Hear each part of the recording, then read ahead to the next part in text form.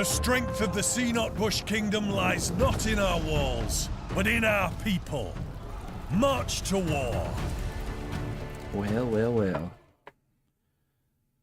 Grog mode. We like grog around here. But this is just coffee. It's not quite Friday yet. Hey, thank you for the raid. Just getting the stream started this evening. Thank you very, very much for that. I appreciate it. Come on in. What do you, how was your stream there, Grog? Saw your work on Instagram. Loved what you saw. Well, hey, thank you very much. Thanks for bringing your people here. We're gonna be sculpting a piece, a sculpture from the game Banishers. We were commissioned by the makers of the game to create a 2-character piece, which the head of which I just put in the oven right before I started, so we have to kind of start with something else while we wait for that to cook. Only needs about 10 more minutes, so I figured we'll continue working on our homework for the class, which is the character's staff. So. Enshrouded. Okay. Explored the fantasy wilds for a few hours with a friend. Oh, with a friend. Good times. Enshrouded. I haven't heard of that one. I like fantasy wilds. Maybe I should check it out.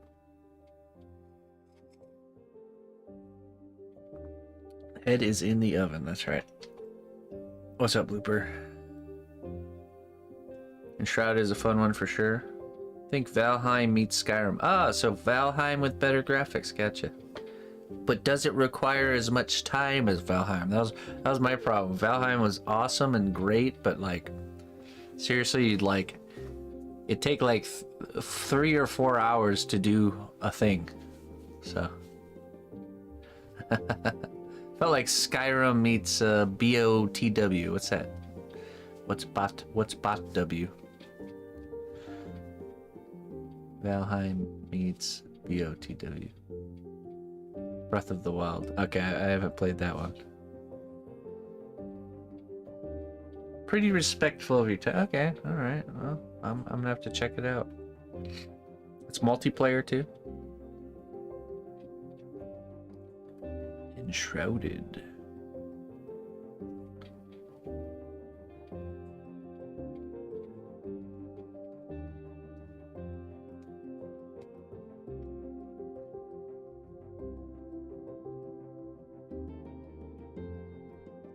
Up to 16 players supposedly, but my server explodes at 6. Okay. I see. I see.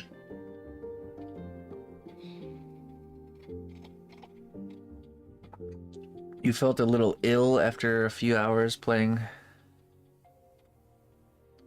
Was it just like cray? Why'd you feel ill?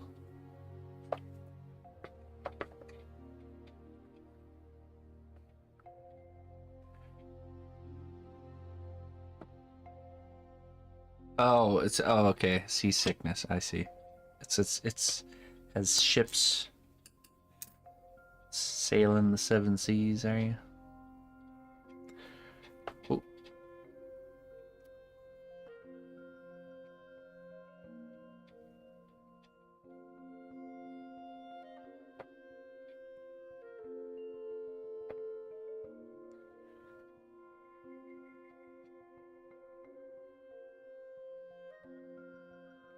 Interesting. All right.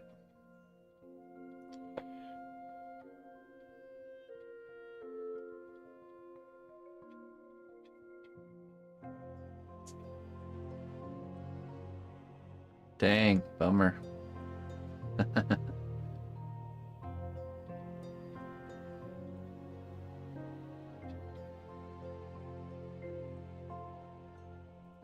All right, Greg. Hey, thank you again. I appreciate it. All right, let's start this here. We're gonna sculpt the bottom side of the staff. I'm just gonna focus on just getting a good foundation here. So we're just gonna make it kind of look like wood. Just doing the wood parts. Anything else we want to add? Will be in a future layer here.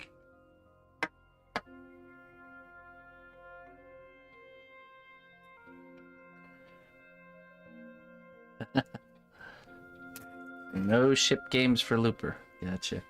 Especially first-person ship games.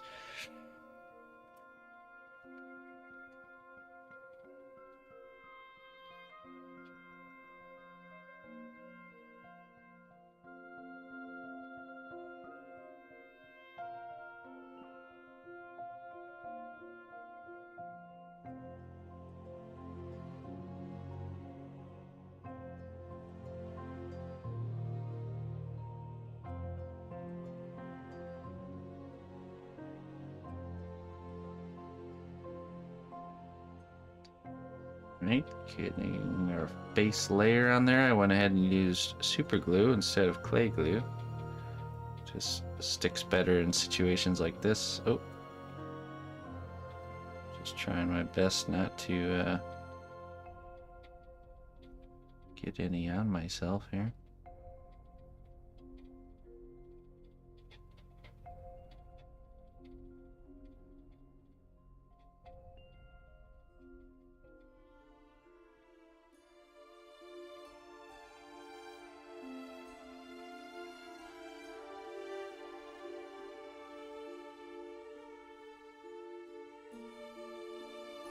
Hey, what's up, She-Wolf?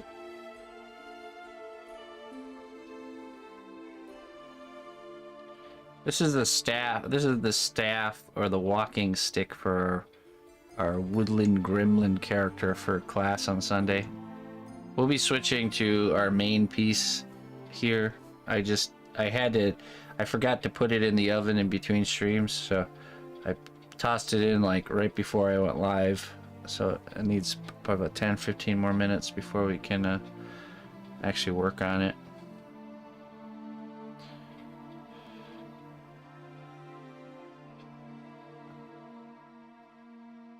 It's a little bit. The wind was a little bit chilly today, but I started prepping my garden beds, man.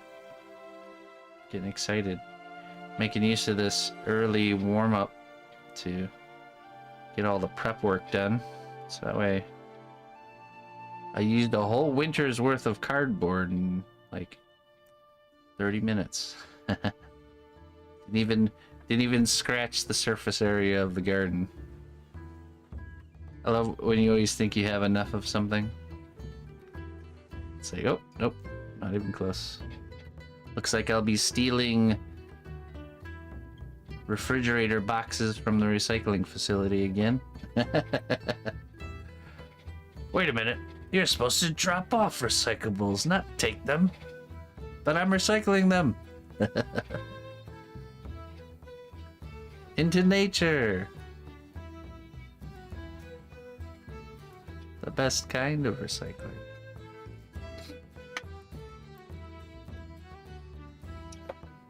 I've always wondered what events like that would look like from an outside perspective.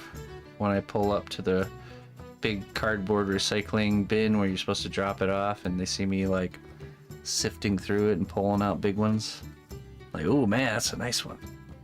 That's a good piece right there.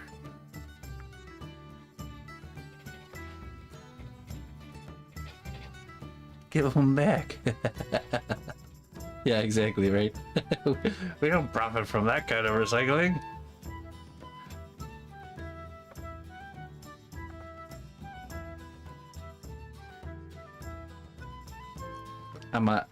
This year's garden strategy is Operation Cardboard. I'm just using I'm using cardboard for everything. I'm covering the pathways and even the gardening area with cardboard. And what this will do, now the pathways will get mulch on top, and then the gardening area will get the leaf mold on top.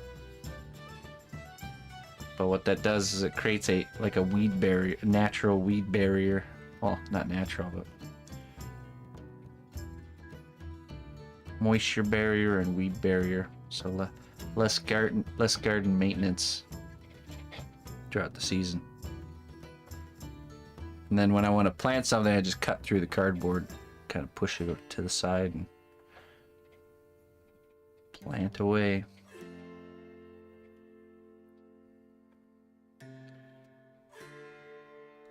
What's up, Kevros? What's up, Lord God and Robway?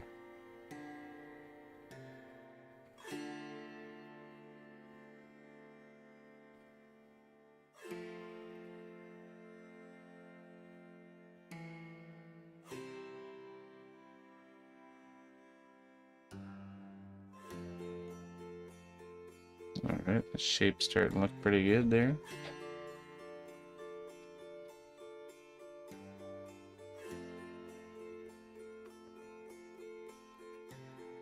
Time for a short nap.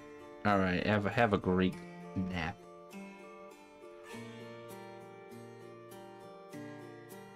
Gonna do some big lines first here.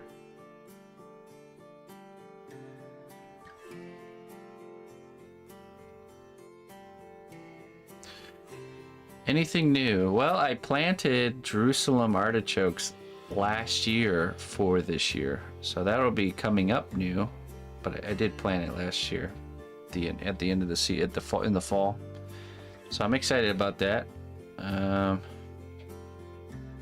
definitely gonna be a lot of new herbs, but what I'm really focusing on this year with the garden is doubling down on the things I know I can grow, and really trying to up my kind of like output, because I'm really pushing to make an effort to grow a lot of the food that we would normally buy at the grocery store, you know, so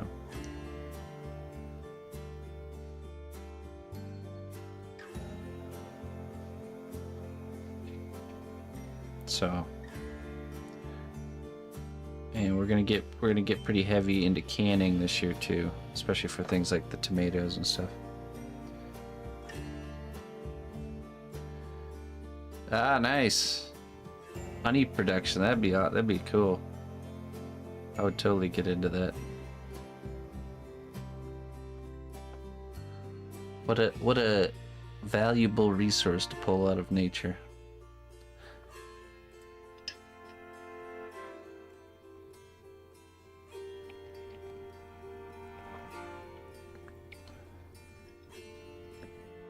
All right, that's nice, Kevros.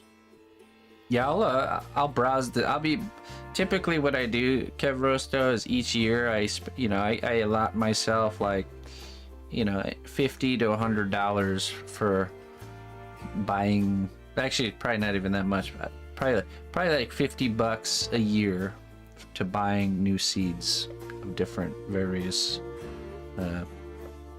plants, you know. So I'll go through.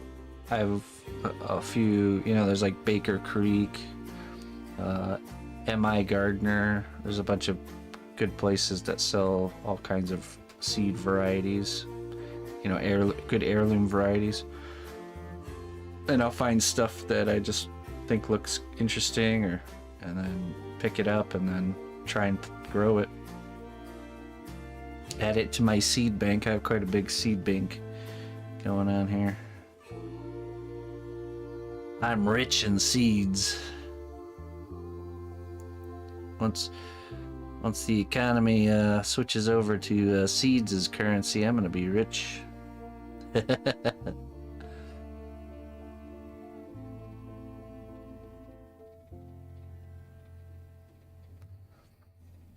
Seeds are a great coin.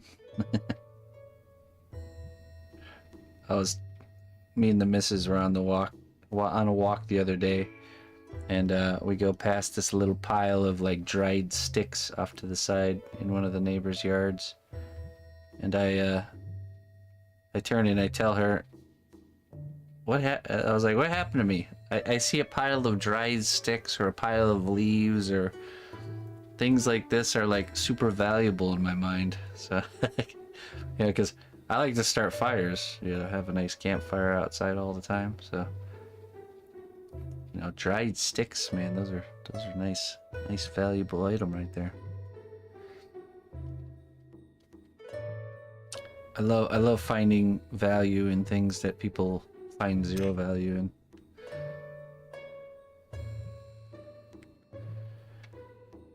Last year I had a special house made for insects, and I noticed some wild bees use holes to lay eggs. I was pretty happy that then in autumn, woodpecker came out of nowhere and made holes in the wood where the eggs were. Was the wood cedar? I'm wondering. In your house?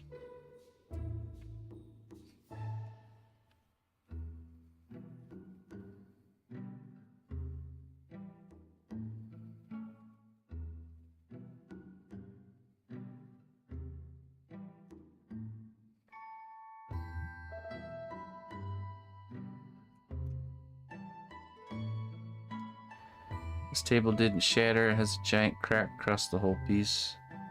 So I'm going to tape it so that I can take it out. I got really lucky. Wait, what happened?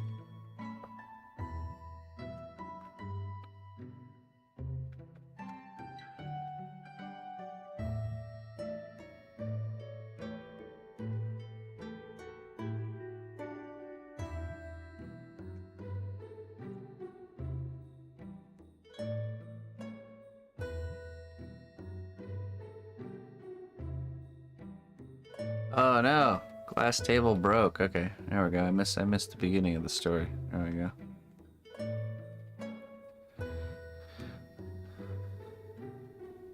Oh no. It didn't shatter though, right? It just kind of had a crack in it.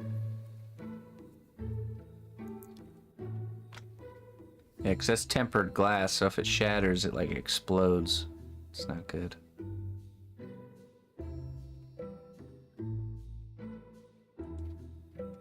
Okay. It's hard to read chat and sculpt clay. Sometimes it is. I have to mess around with my settings here too on let's see. Appearance.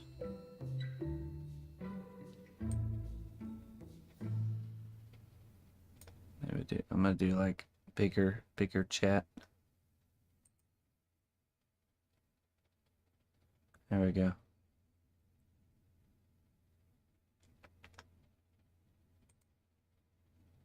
That's better.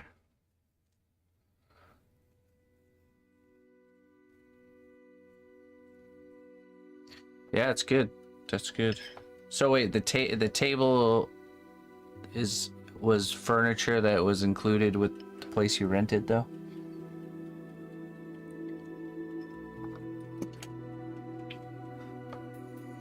It wasn't your table? You just measure it and get a piece of glass made at a. There's lots of, believe it or not, there's probably a glass place. Until you actually look for one. So you know, in your like neighborhood area, there's always those random like businesses and industrial parks. You have no idea what are all these businesses, you know. It's probably one of those in your area. They usually make like custom cut windows and stuff like that. You rent furnished apartments. Oh, interesting. Okay. Interesting. Just measure the piece and go to one of those places and get a nice new piece just cut for it.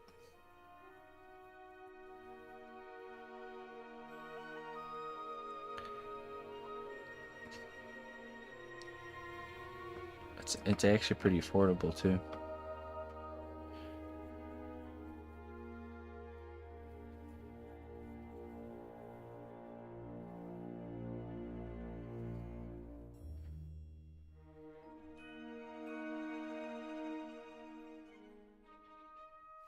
Greetings, fellow adventurer.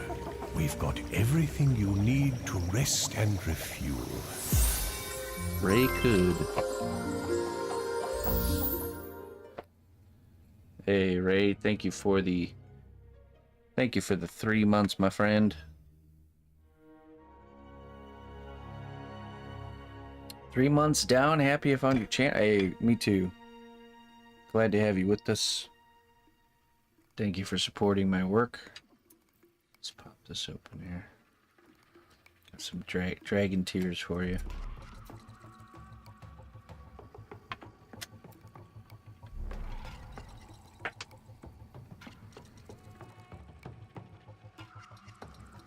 Oops. This.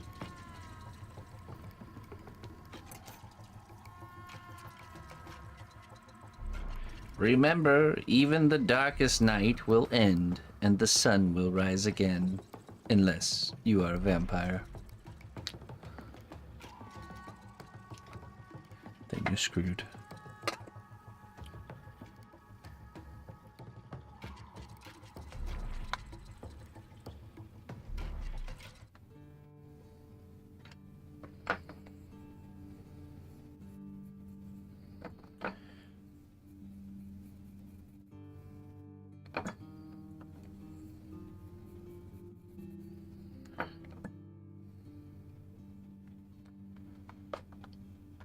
Oh, I see. Interesting. That's gotta be... Well, that makes sense. If there's a market for it, the renting of like 3-month leases and stuff. They probably like the type of tenants they get too, because it's a good way to filter out a certain type of tenant, you know what I mean? I'm sure most healthcare workers are pretty respectful people.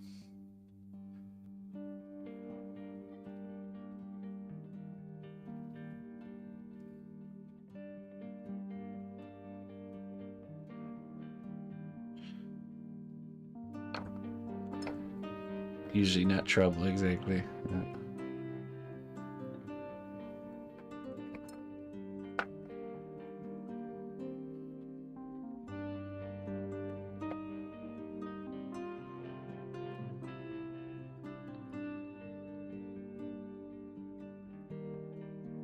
They probably, the people that own those places probably strategically pick them next to hospitals too.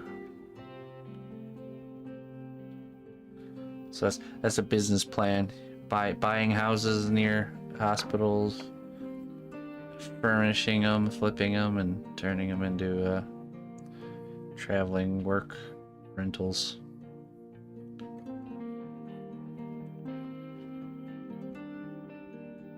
Yeah, you got Fat Peanut over here, elbow bashing her glass table to give.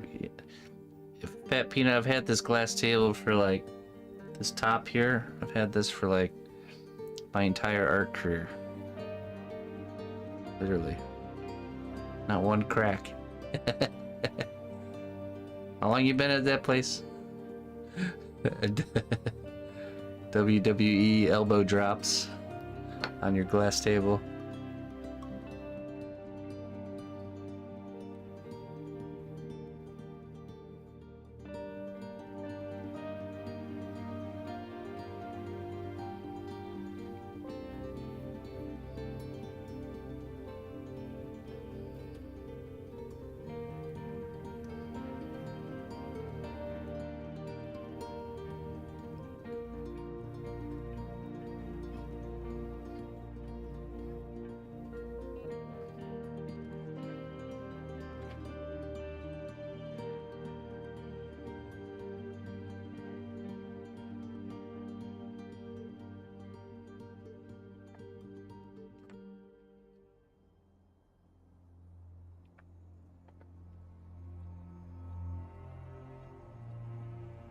Look, if I could just say something like that and then the opposite thing would just happen, then I could just say, look, Fat Peanut, I've lived here for like 4 years and not one single bag of money appeared out of thin air. Not even one. And it's never going to happen. Oh. I've been digging lots of holes in my lifetime, and not one time did I dig a hole and there was just a brick of gold right there. Not one time.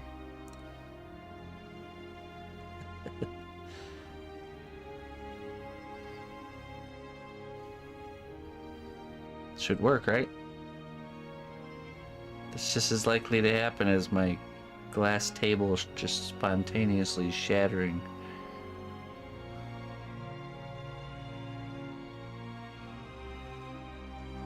The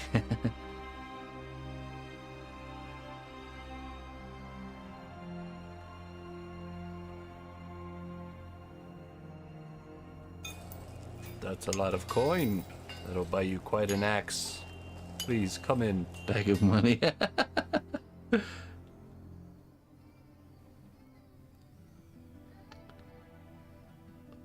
Well, I do appreciate that. I appreciate that.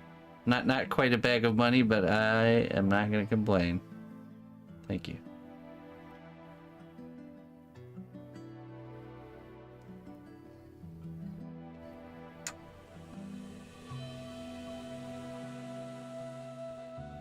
It actually does work. I have to say that every time now.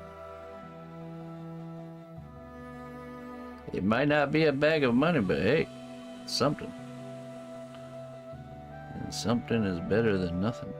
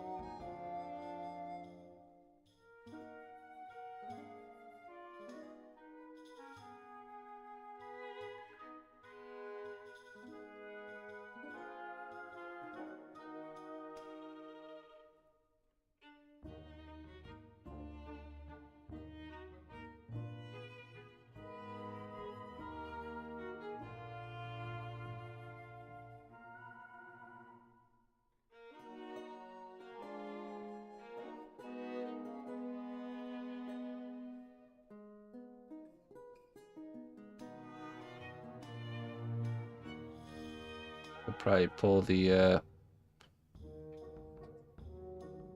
head out of the oven. Should be good now.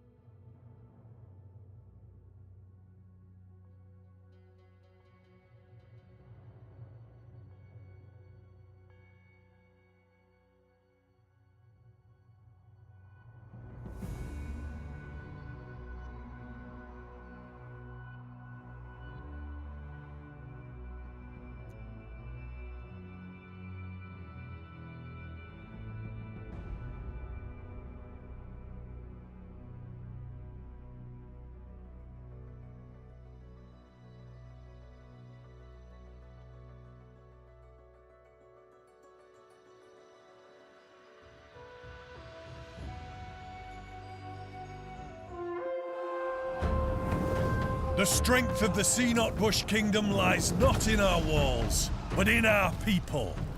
March to war. Welcome, Raiders. Welcome. Let's see here.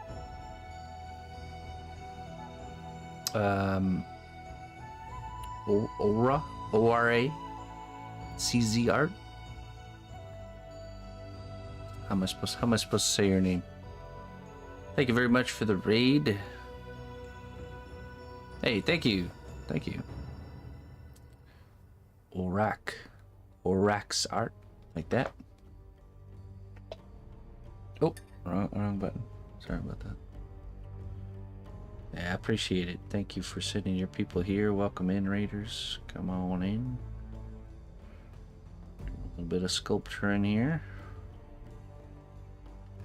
Doing the bottom part of this wooden walking stick here.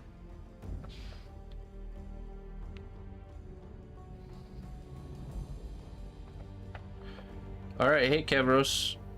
We'll catch you later, my friend. Thanks for chilling.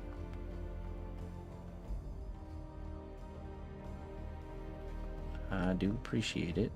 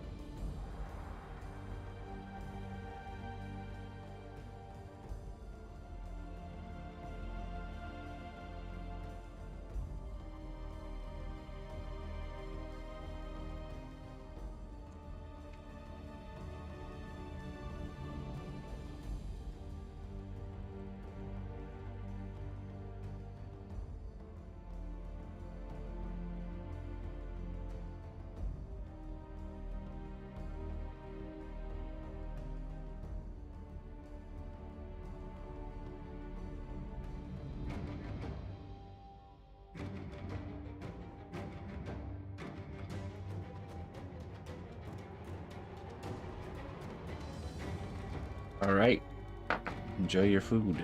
Let's brush this down one more time here. I'll get this in the oven and I'll pull the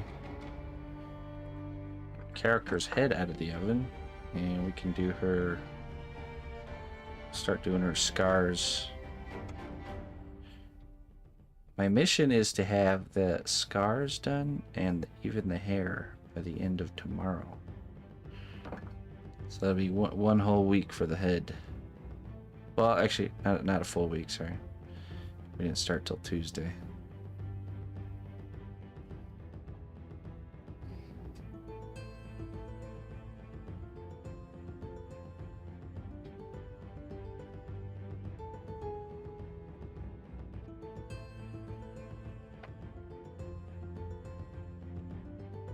There's a little bit of a seam between the bottom and the top here, but we're going to cover that seam. We'll be having a leather wrap of some sort that'll cover up that seam. Oh yeah, you're right. Tuesday, yeah, the whole day was a sketch. Yeah, I forgot. So it was what, Wednesday, Thursday, Friday for the whole head. That's not bad. Okay.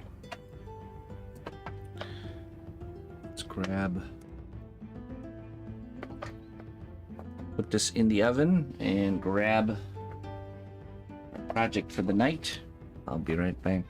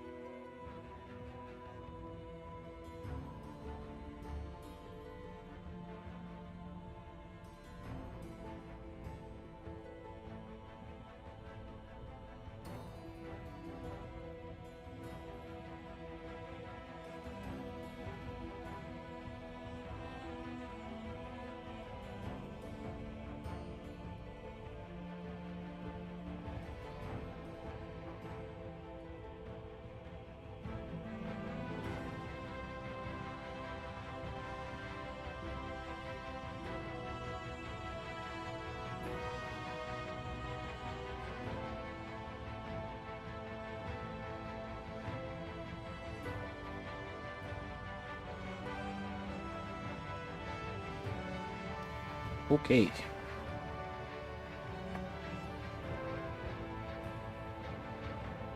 I pulled it out of the oven. It was still in there, so it was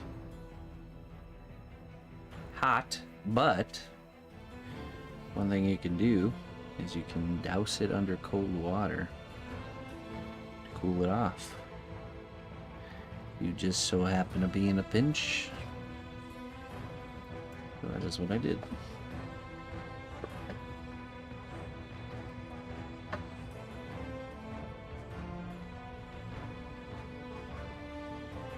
Okay, so we're gonna do her scars now.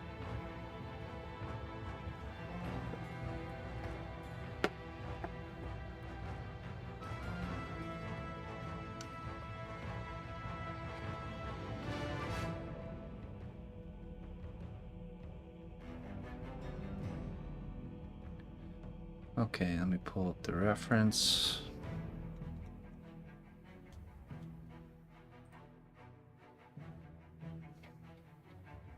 Quenched, that's right. Hardened.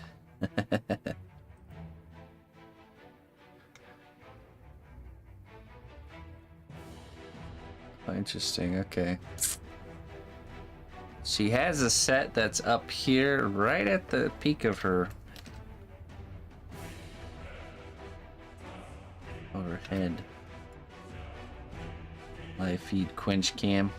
I dipped her head in a vat of oil. A nice oil quench. She has one on her chin too. So under the eyes.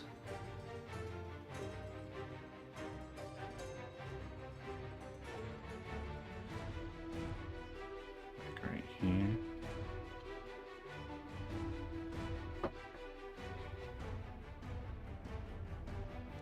Perhaps it'd be best to draw them in with a pencil or something.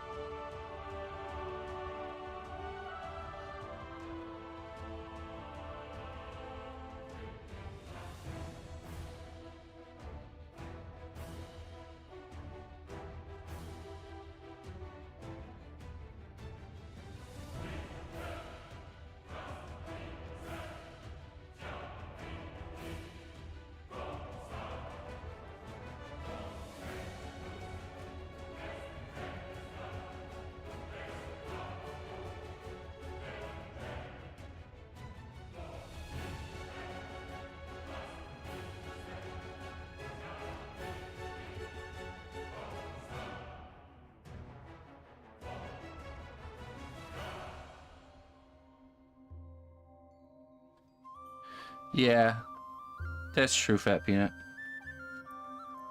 Okay.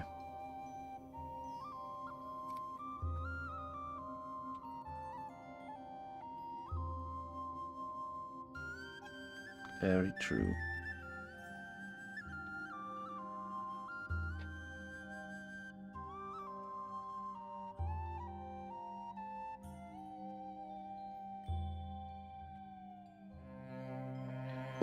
Okay, so we're gonna sketch the pathway of the scar, essentially.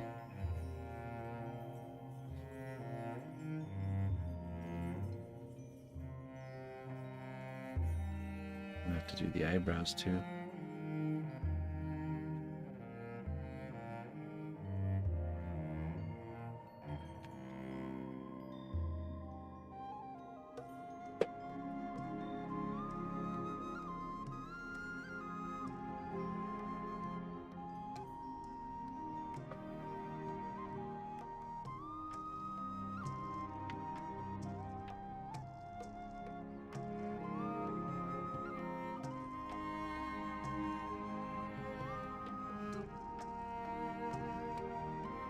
This goes up to the eye.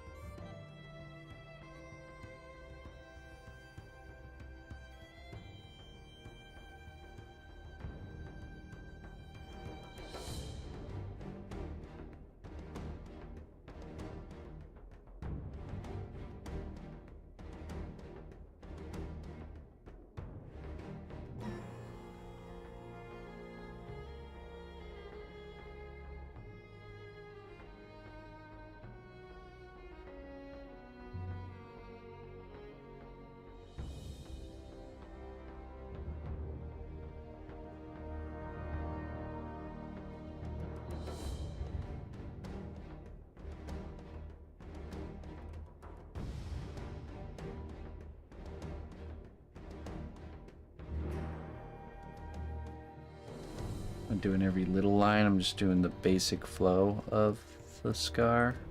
And then when we actually sculpt it in, we can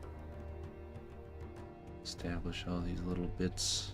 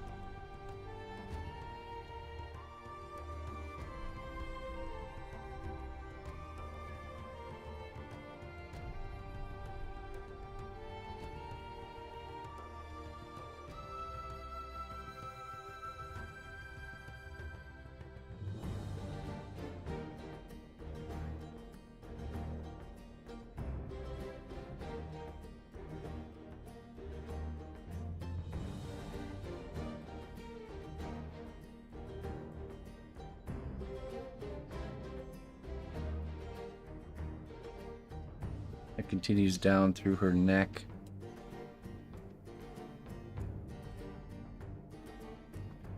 She's got a little scar here on her chin. It's an innie.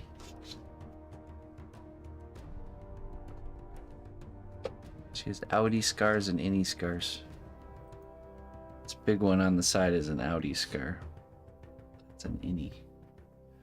And she also has under her eyes. Okay, so this one actually kind of curls around like that.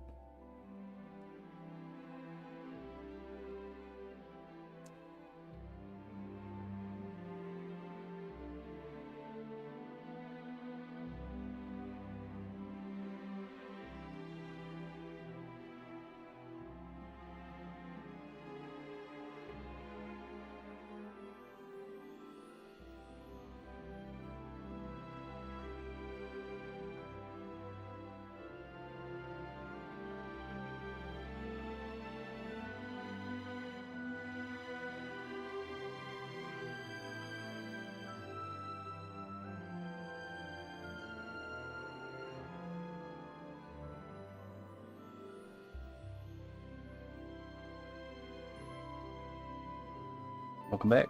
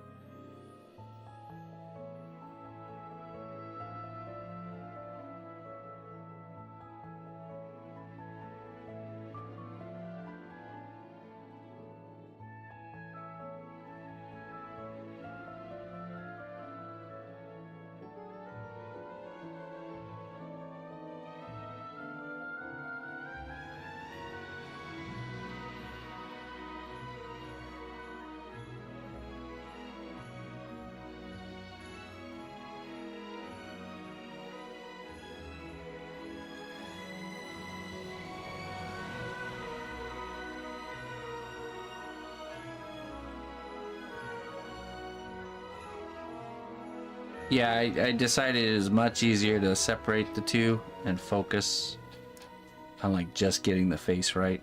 Because imagine we get the face just right, and then we try to also do the scars, you know? It's kind of risky.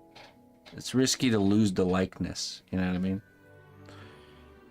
Because when you're dealing with a face size this small, one like blop of clay in the wrong direction,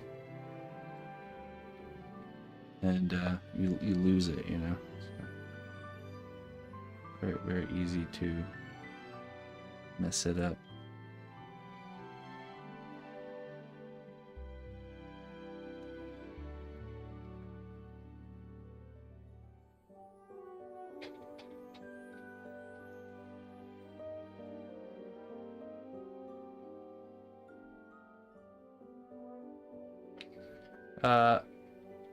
No, I mean, I have a little bit. Hey, what's up, David? Blop. one little tool press in the wrong direction, and that's how sensitive it is.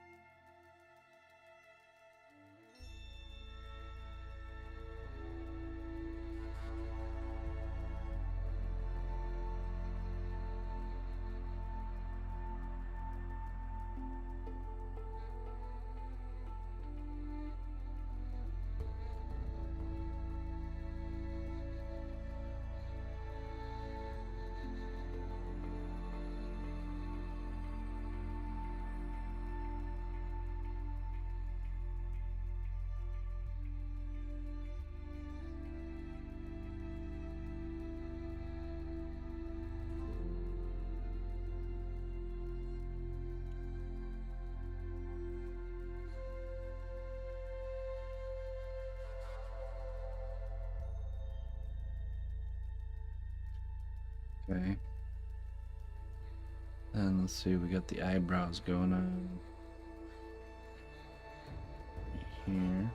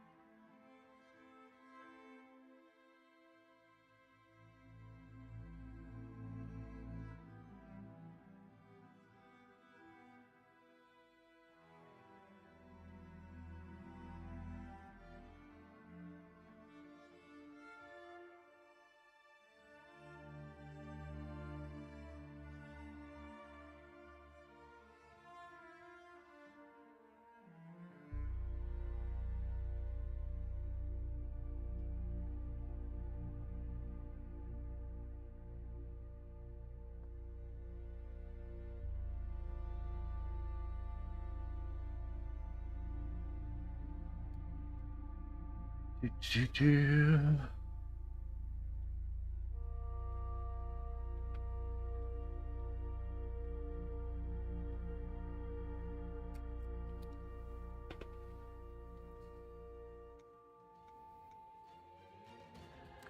some accessories and baked them a few times along the way. For the same reason about messing it up. Considered casting the part, so I had redo options. Well, Lord God, there's a wonderful tactic that you can use with cosplay specifically for duplicating parts that we're not going to get into for this intro class, but definitely could see using it for maybe like, well, it's probably just needs a small tutorial on its own, but there's a product called the C1 separator material. Yep.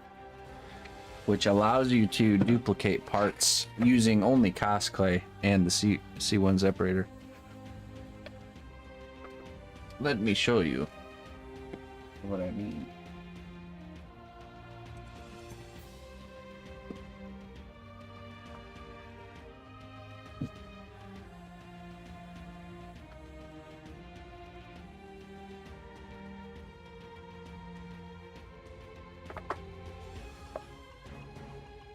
So what the C1 separator is, this is definitely something that really sets cosplay apart from, other than the flexibility, of course. This is definitely something else that really sets it apart from the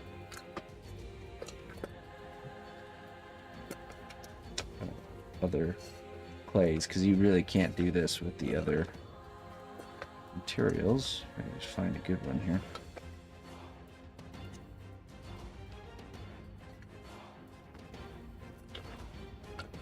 Hold on. Let's take a photo. Let's take a photo of my scarf positioning here so we can, and eyebrows, so we can make sure everything's lining up.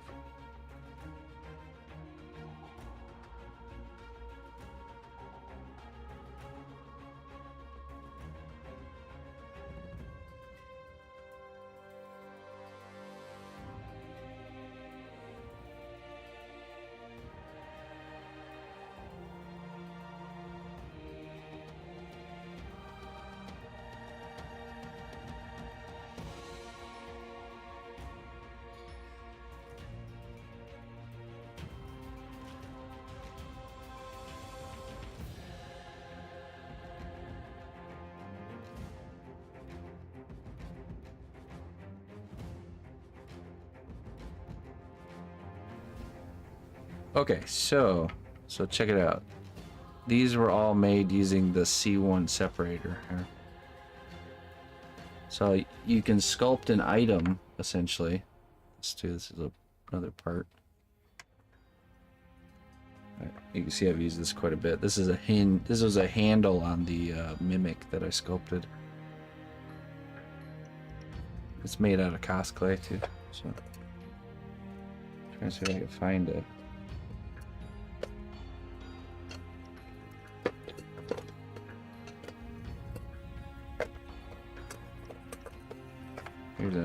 Here's a beholder eyeball.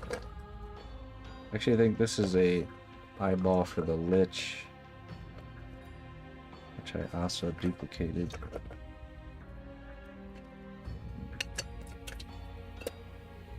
These are all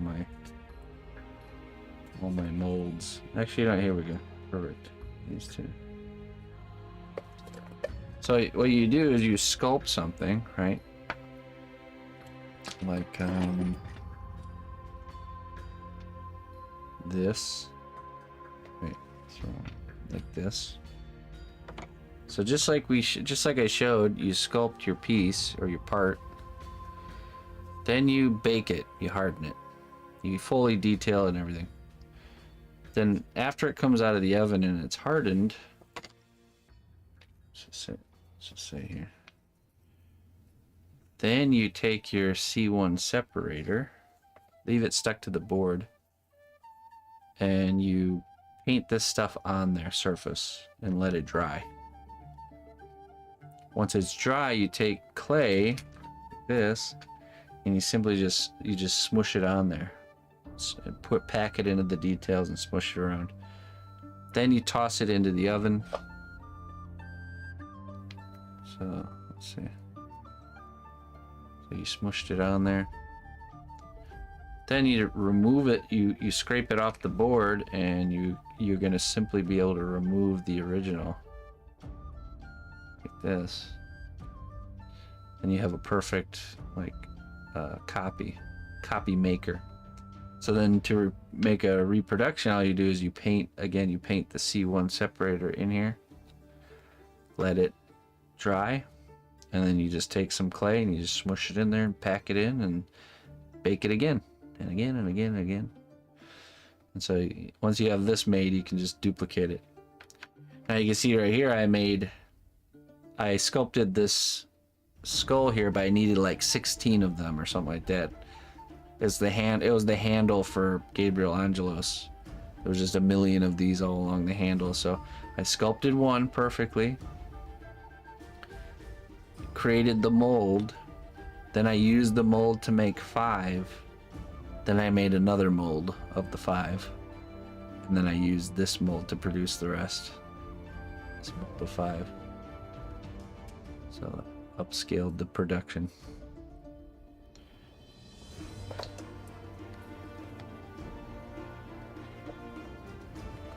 It's really cool. It's a real cool side of cosplay. Yeah, I've used silicone in the past to do the same technique. The difference though is the silicone will, when you do a push mold with silicone, it distorts, it stretches and it distorts, because like you have to use a lot of force to really push the clay in there to get it. Hey, what's up, Swollen Tony? Because you can bake silicone, everything's fine there, but there's problems when you get things that are a little bit too complex. There's problems with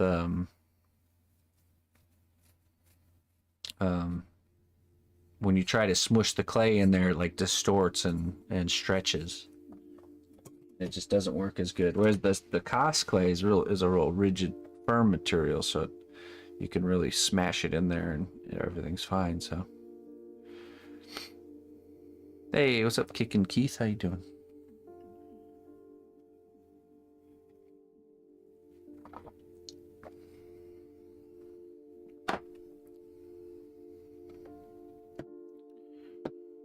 Right. And also you're talking about a lot of cost, I would say.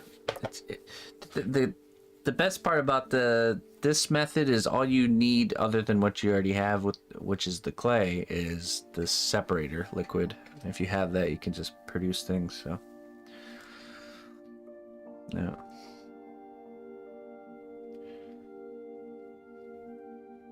Yeah, anytime you have to do a detail that you have to replicate, you should definitely do that.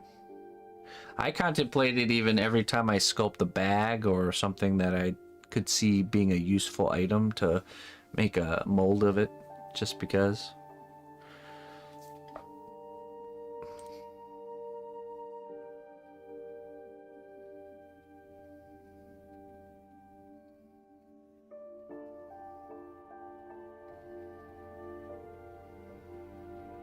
Okay.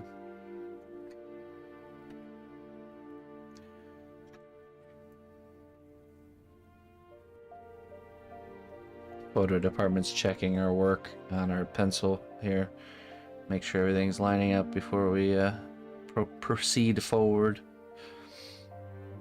Well, so these scars under the eyes, these little ones, and then this one on the chin is an innie scar. So we have to very carefully. I'll probably get a fresh X-Acto knife blade here for this part, but we need to very carefully make an incision and cut out that part.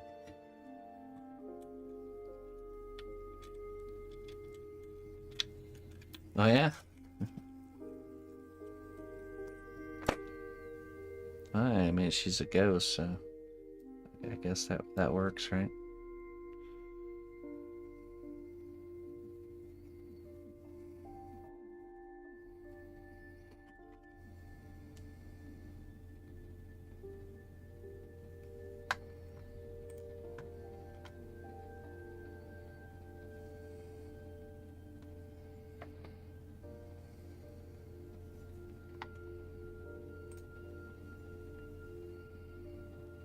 Okay.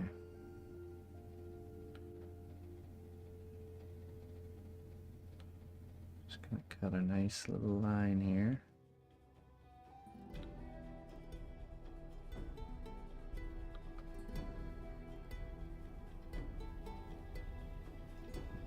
Let me kind of cut again.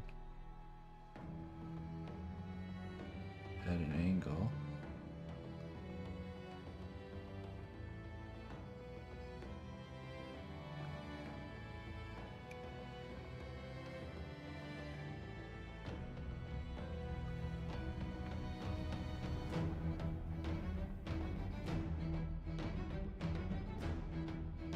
At a different angle.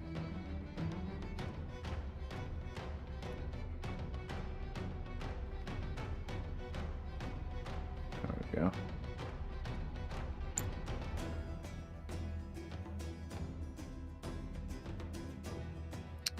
Careful, careful. Can you add dye to cosplay before baking? Yeah, you can, actually.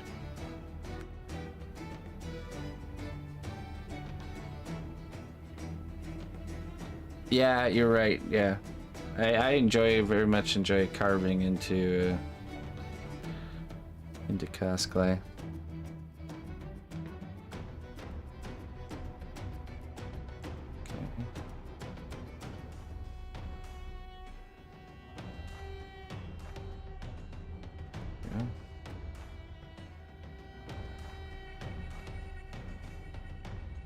Easy does it.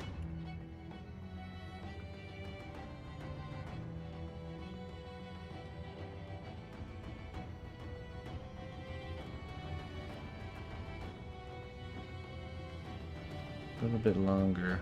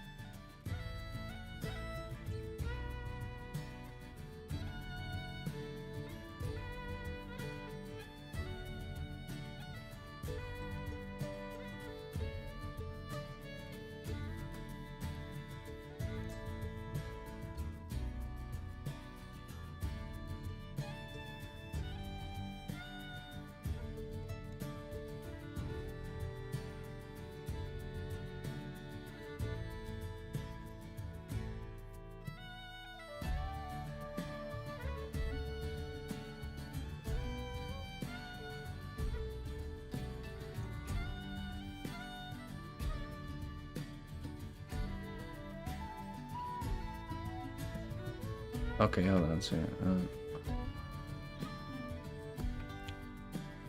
yeah, you could. Okay, hold on. Sorry, we were in the zone there for a second. You can add dye to cosplay before baking. Yep, definitely.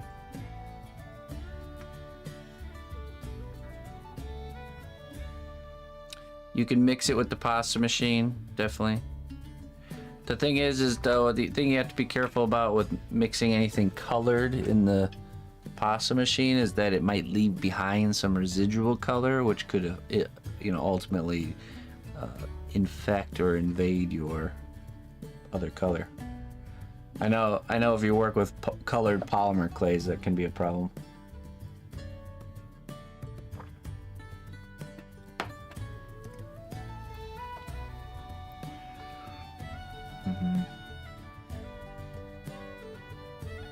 Right, mix it like steel stick. You know, there's a train artist by the name of Bruce Hirst.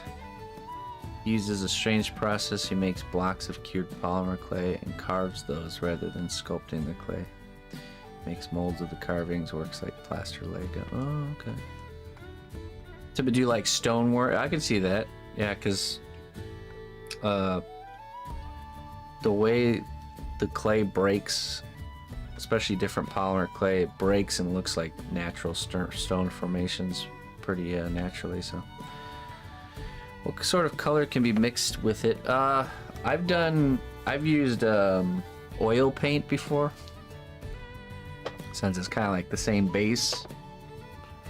I've also done a technique where you sculpt something and then you use watercolors on the clay before you bake it. So you like stain the clay before it's baked, and then you bake it and it locks it in.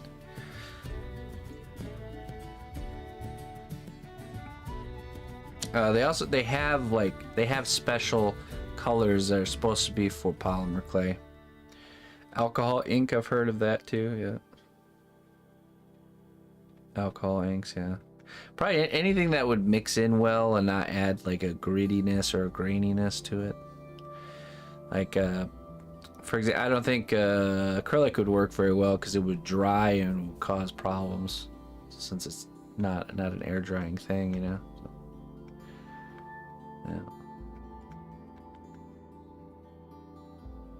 I just keep a baby wipe on hand, and then you can run the baby wipe through the clean off the rollers. Yeah, that's true. And baby wipes can clean everything. It's crazy. Some powerful stuff. The highest in cleaning technology mankind's got to offer.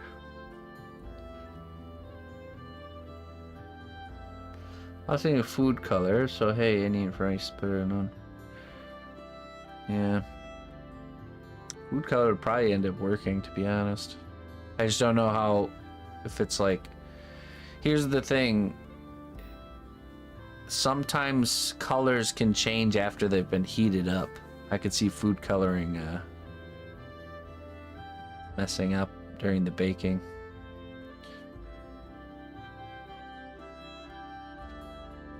My kids are too big to need wipes anymore. Boy, do I miss them. You can still buy them.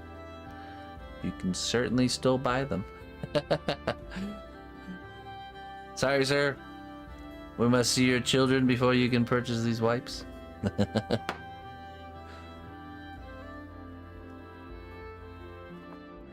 Alright, let's see here. That's legal? I promise you, if you go to buy wipes, nobody's gonna ask you if you have any children for those wipes.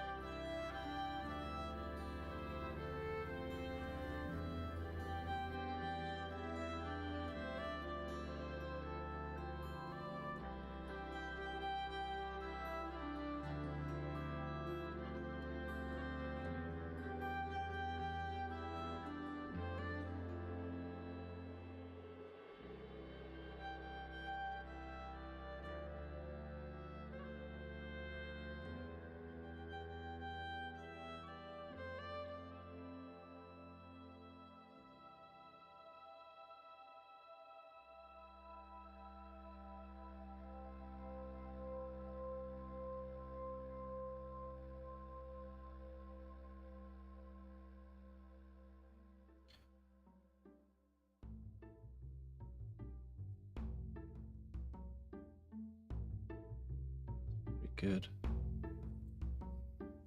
Hey, what's up, Colleen? I'm a kid at heart. Does that count?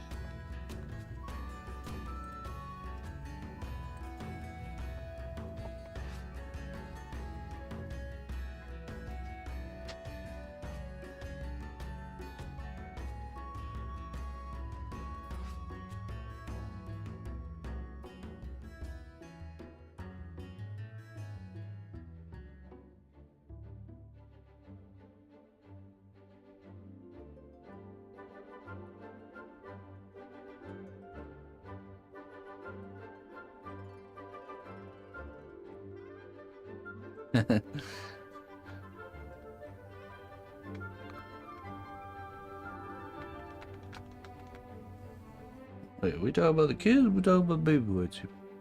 What's going on there? I don't know. What are you talking about? I don't know. What are you talking about?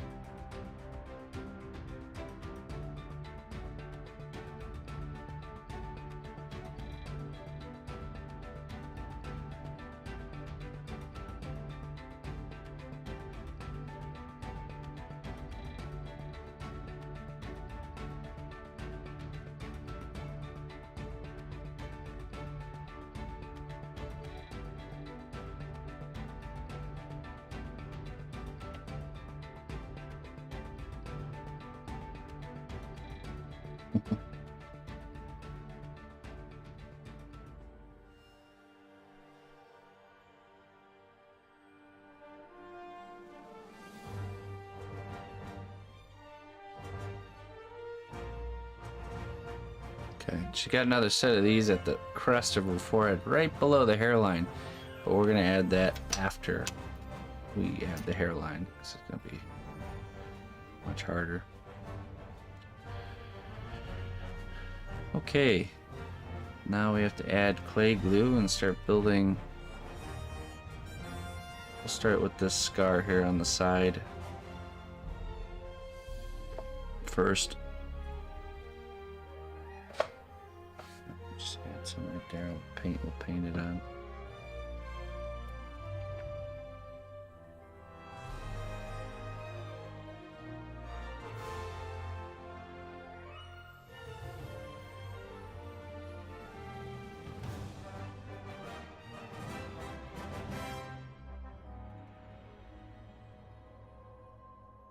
Try not to smudge the pencil marks too much.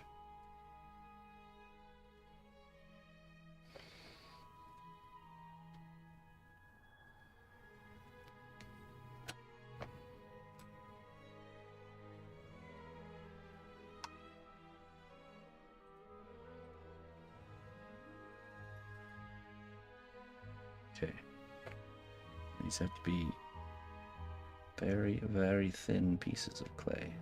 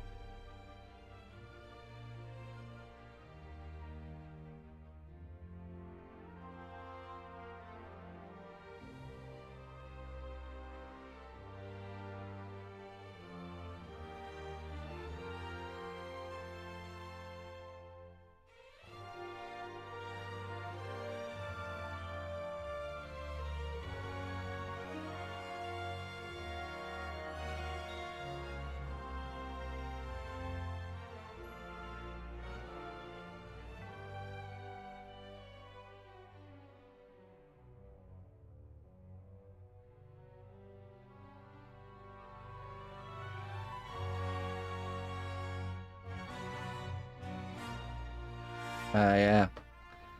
Classic welcome home diapers and wipes entourage.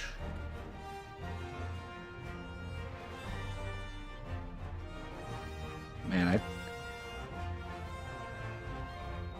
I've already almost completely forgotten about diapers. Hasn't even been that long.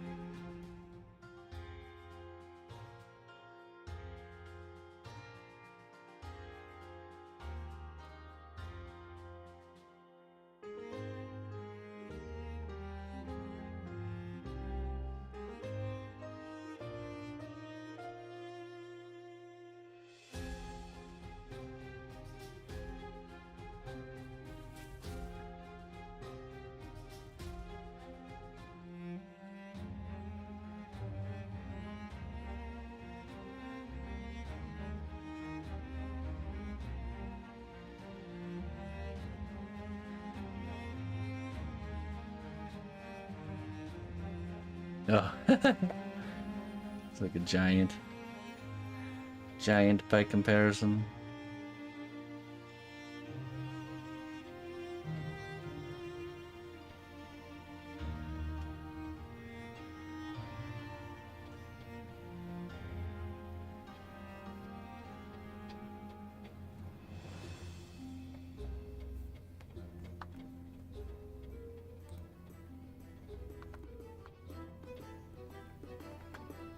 Let's see. Wow. Oh, they got those umams, the umam things.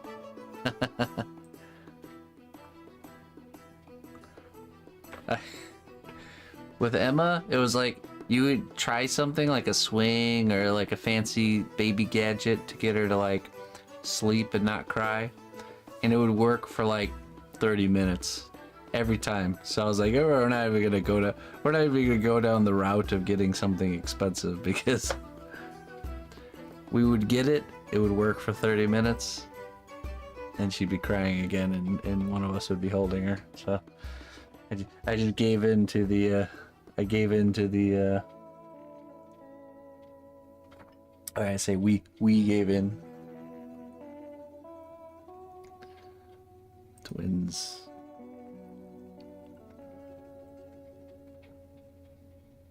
cute. They're very tiny. Oh boy. What an adventure that must be.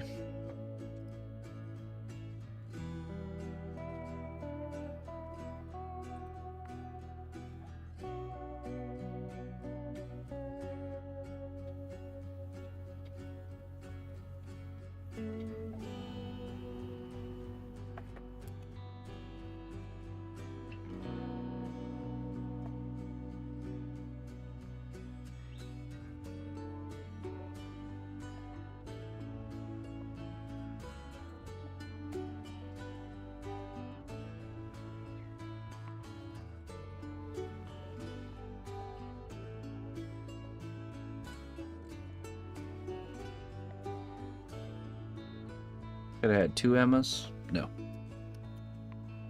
You know what? I actually, honestly, that was one of the strategies to anytime I felt, anytime I felt like I was having a hard time with Emma when she was an infant, I would always think about parents that had twins. I immediately felt better. At least there's only one.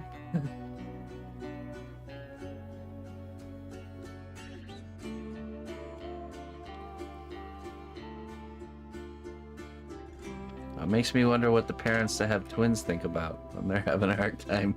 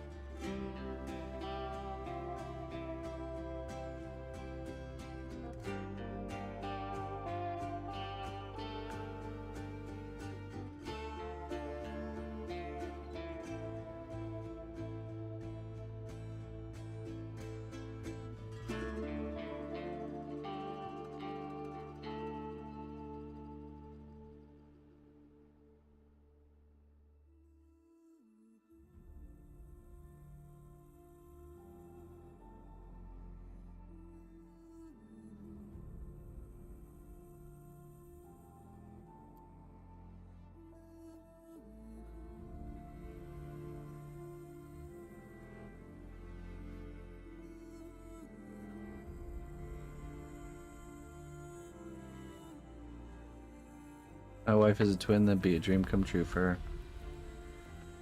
You getting triplets, Sarab.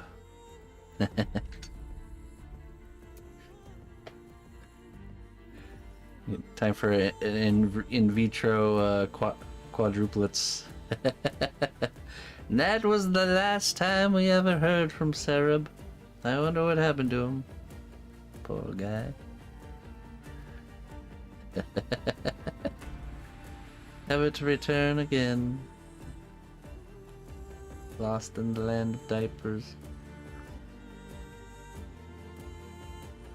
The good news is you get to the end of the get to the end of parenting when you're old, old and gray, and it's kind of like a 2-for-1 special, or 3 or 4-for-1 special.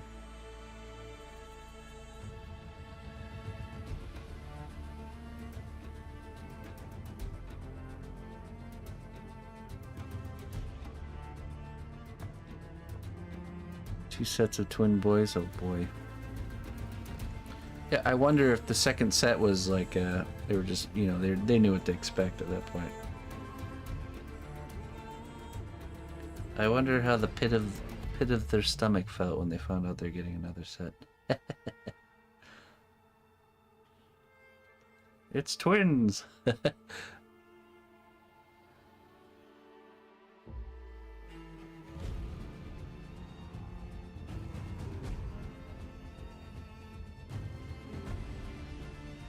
Ah, yeah. Yeah, exactly. Yeah, I mean, that's what you gotta do. Okay, let's see here.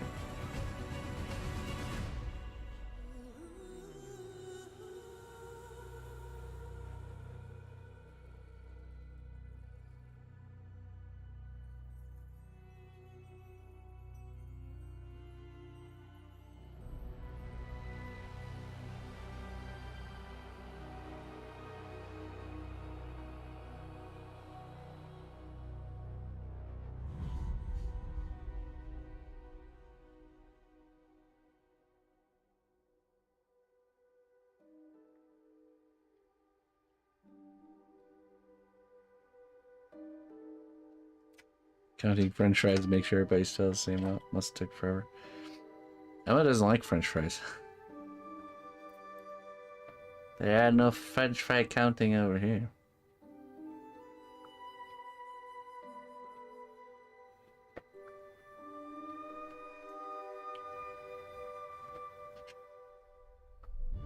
All the things that kids typically like, Emma does not like. Ketchup, fries, pizza, sometimes pasta with red sauce. Nope. But then she'll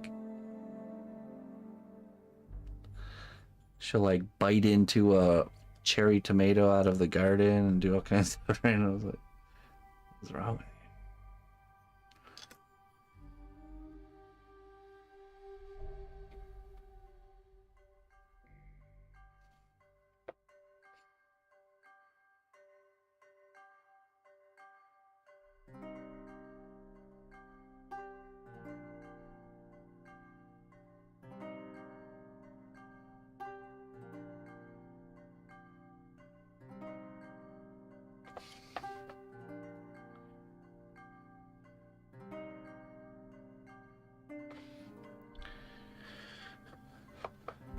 I'm not much of a raw tomato eater myself.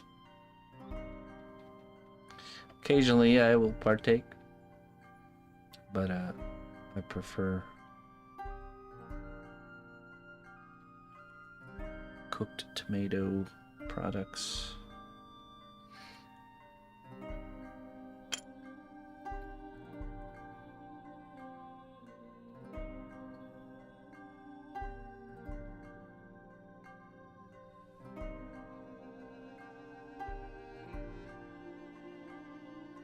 I ate raw spaghetti a lot when I was a kid. I don't know why.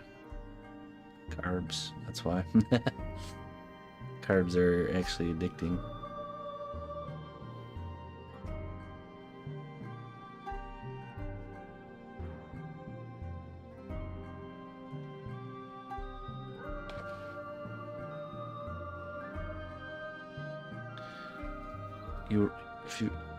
It's like a hidden addiction you don't realize unless you try and go without carbs and sugar for an extended amount of time.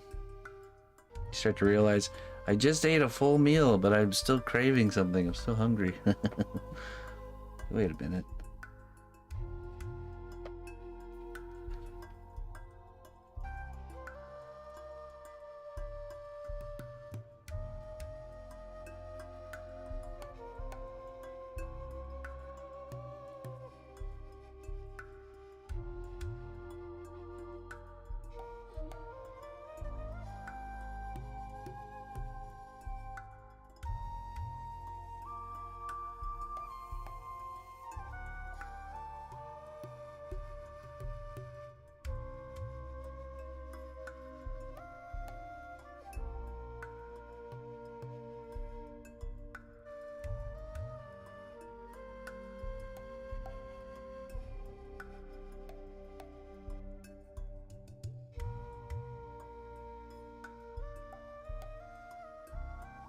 It's crunchy and tastes like nothing. I'll have another.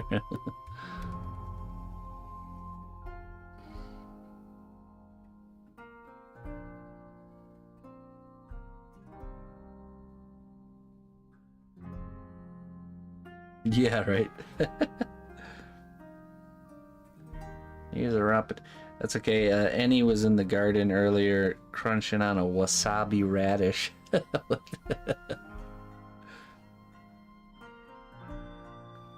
I planted wasabi radishes last year. They didn't really turn out, but apparently, I think they actually needed to overwinter.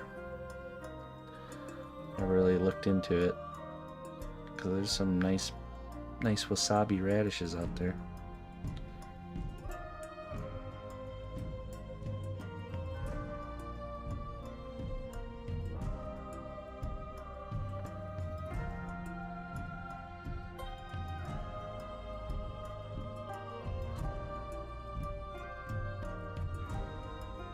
They grow in running water, huh? No. They seem to grow very much just like a regular radish. They're just green. They're green, and they're, instead of like a ball, they're like a long stem. Almost kind of like a carrot.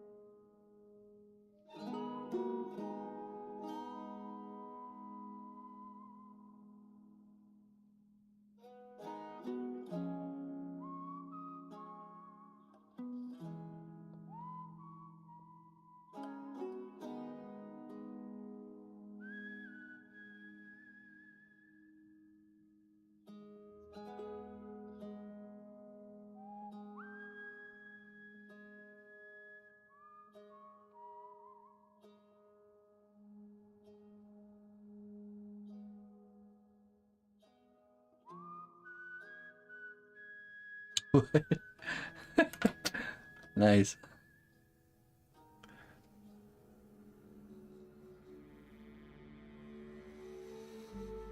It's funny how kids do that, just like eat the most random things that do nothing for them, but then it comes time to, you know, eating the delicious, nutritious prepared meal that your parents cooked.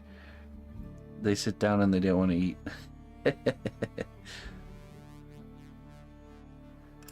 I'll go outside and eat some random stuff on the ground instead. Hey, what's up, King? How you doing?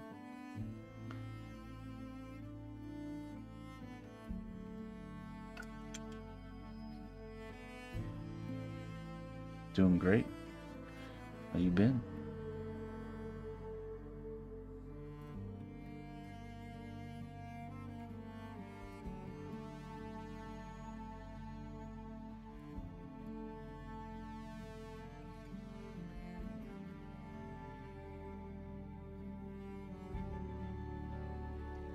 Things are going good, my friend. What?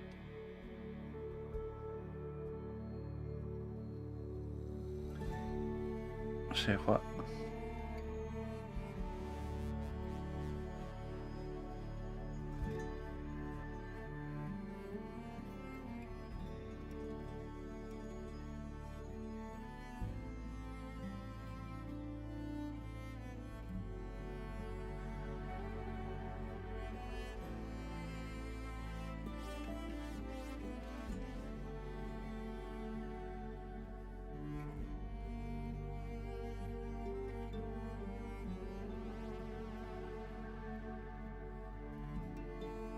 Hey, that's wonderful. Good work.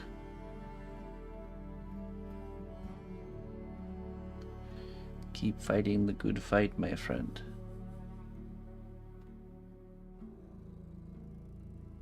It's not easy for anybody.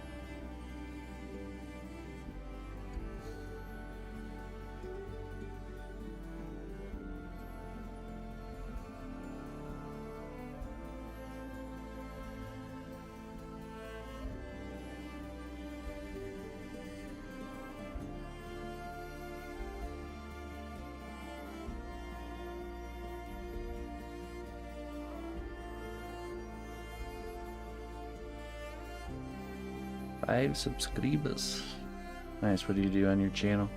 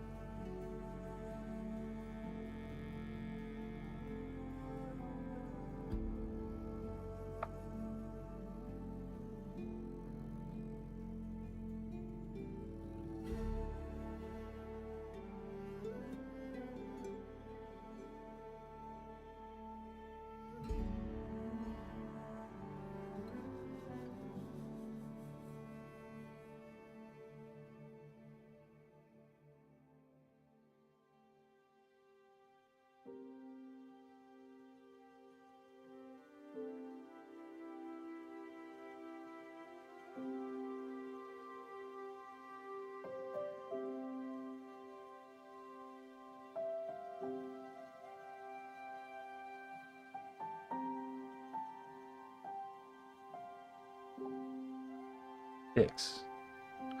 Well, hey, everyone counts, right?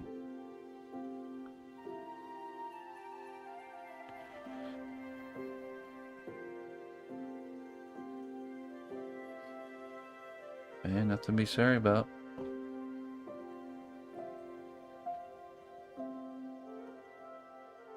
Attendance is not mandatory here.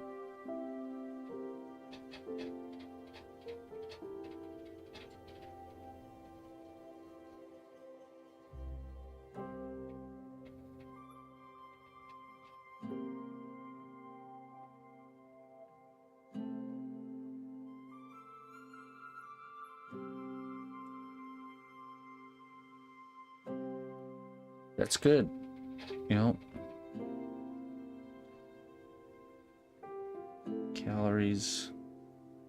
Calories in, less than calories needed. You're on the road.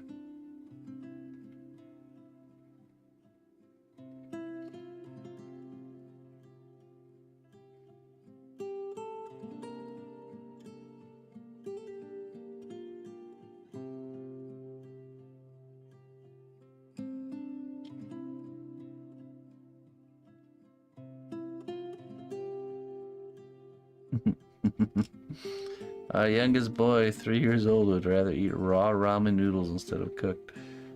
Kids are weird, man. You know, one thing I notice about at least Emma, but I think it's kids in general, it's usually not the flavors of the food that that gets them. It's the texture.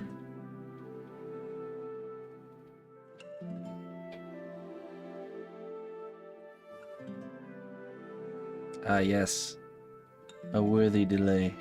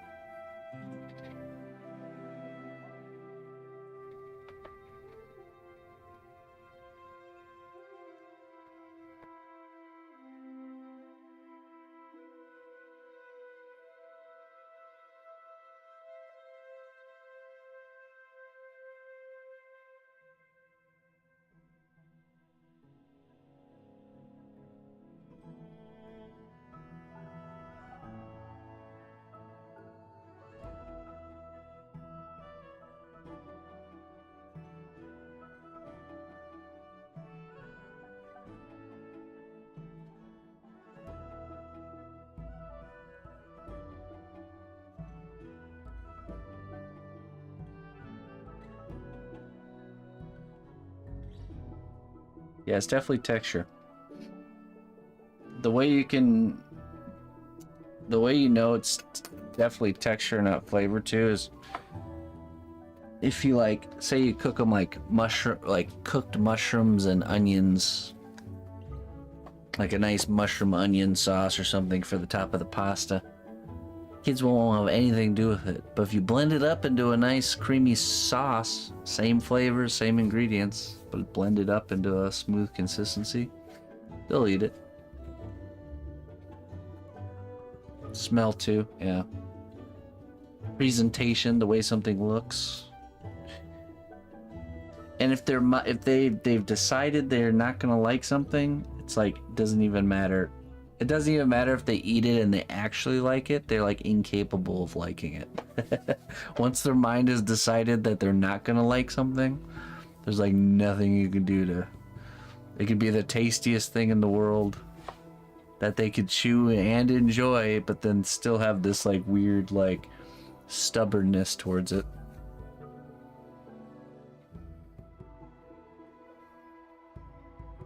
No need to argue with the little ones. Yeah, no. You just had to be clever. Had to be clever.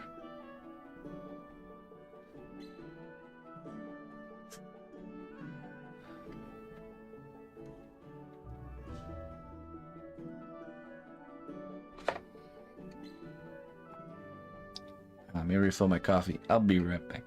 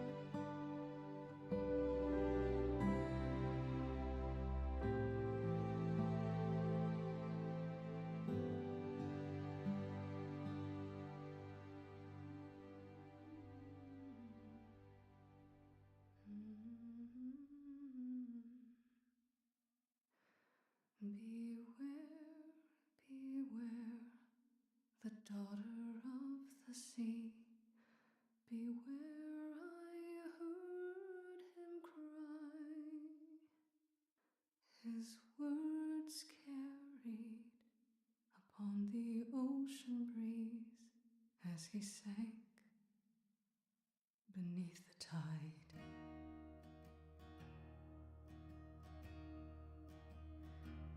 Those blood-soaked shores of Kalimdor, where sailors fought and died, the admiral fell.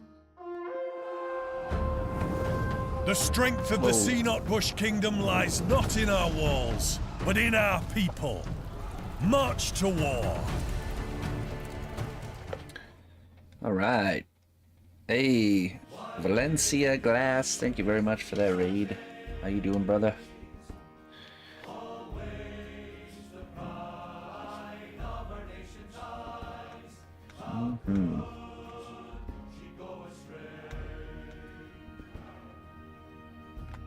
Let's see. Oh, okay. Let's see. I'm reading your messages here.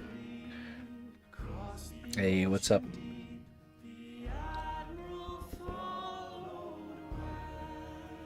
All right. Yeah, I appreciate it. Yeah, thank you for coming in here. Yeah, we're actually working on a welcome, by the way, anybody that's new coming in here. Thanks again, Valencia Glass. We're sculpting a project. We were commissioned by the developers of Banishers, Ghost of New Eden. It's a game that just came out. You sculpt a double bust, the two kind of protagonist characters of the game. Let me show you. This is the clay sketch, kind of the mock build of kind of like what we're going for here.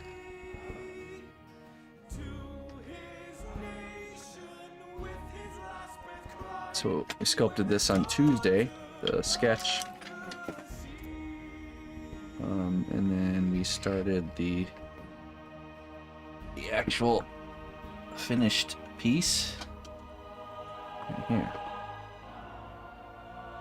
We're working on her face right now. So she's got all this crazy scarring going on over here on one side of her head. And that's what we're working on. So we got the likeness down. It's looking really good. Yeah. So yeah, thank you. I appreciate you guys coming in. That's what we're doing. I heard across a moonlit sea. Hey, thank you. Thank you, Path. We actually, so we did a project for the producer of this game on a different game, Atlas Fallen. So I think they liked what we did enough to have us back here for Banishers. It's pretty cool. And we're hoping to keep, keep them happy, because if they ever want work from us in the future, if we want to keep them, we're off to a good start though. This piece, I think, will turn out really good. So.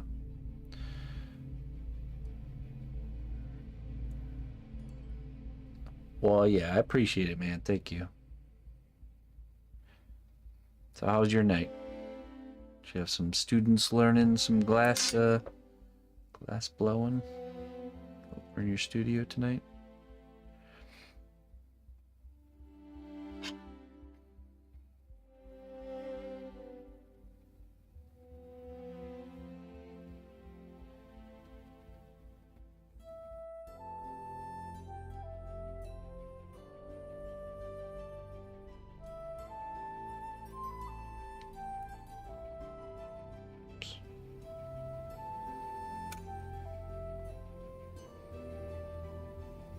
Oh, there you go. Do you stream your whole day over there? Or is the stream just kind of a part of your day?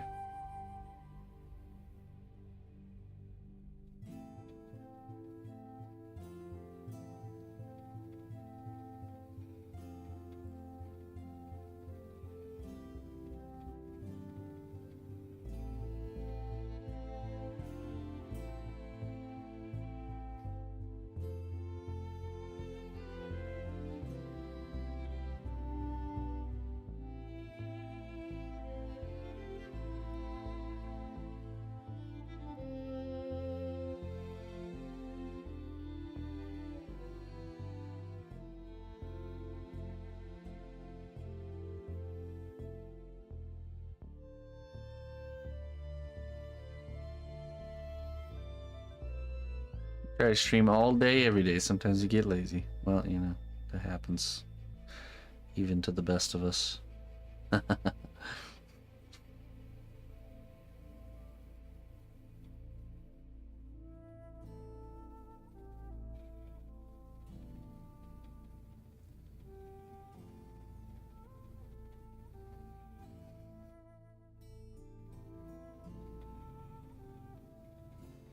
This game, yeah, the game is out. Yeah, you can do !point Banishers to get a link to the game if you're curious. You can go check it out.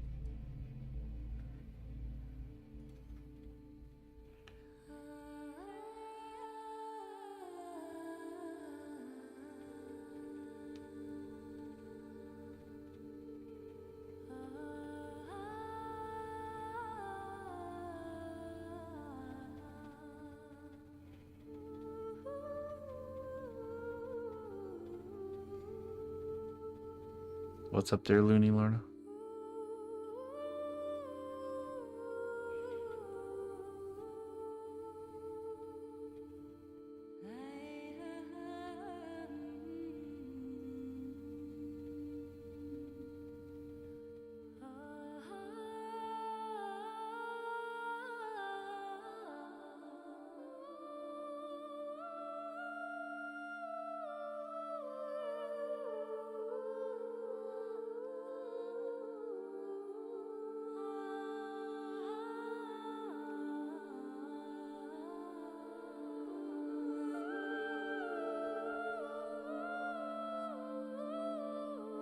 That's funny, yeah.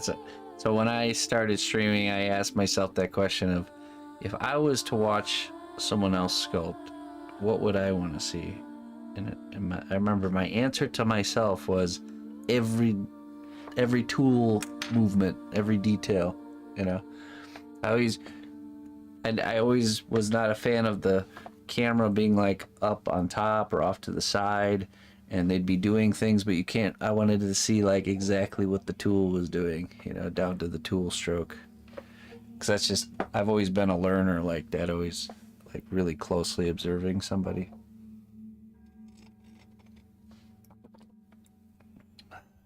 Do it there, Gemma. We want to build habits of putting inspiration into action, or these having little ideas of things you want to do, or when things come up that you need to do, getting in the habit of not just thinking about it but doing it, you know. So just like cutting out the thinking part and just get your hands moving, you know what I mean?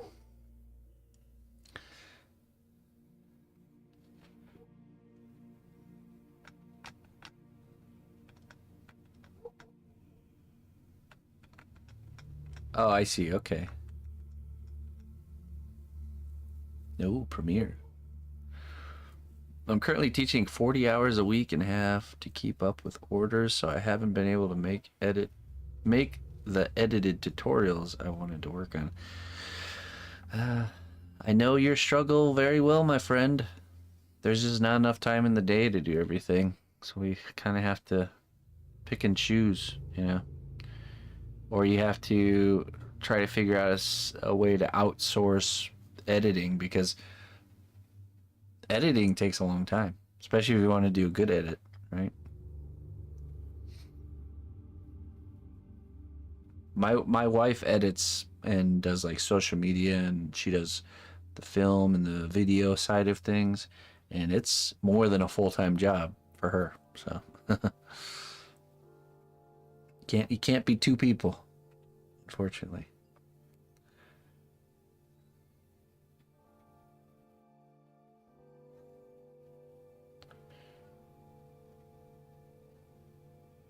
It's isopropyl alcohol most of the time. 90% is what I usually use.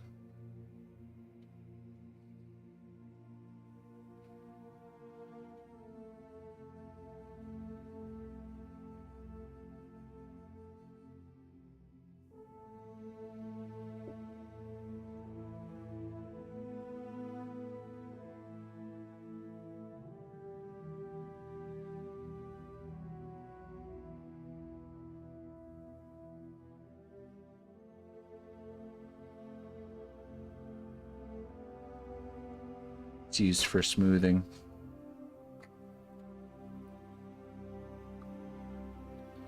I'm sure I'll work live for the rest of my life. I plan to do that as well.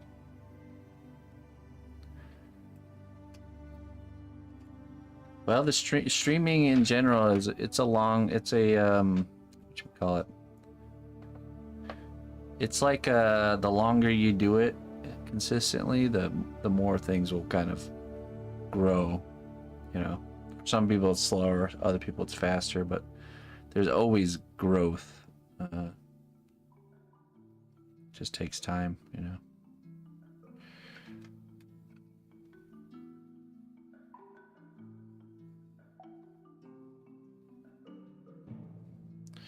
Well, the only other thing I spread with the brush is like what I'm using here, which is a clay glue. So will I what?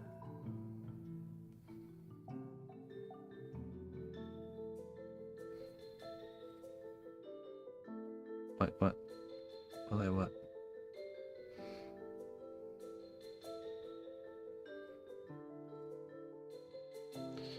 What's up, Neem? Yeah, the alcohol, it actually dissolves the clay just a little bit, which allows you to really smooth things out when you use the brush.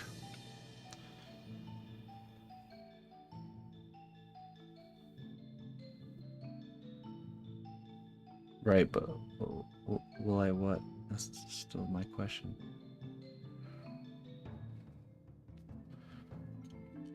Hey, what's up, Toadstool?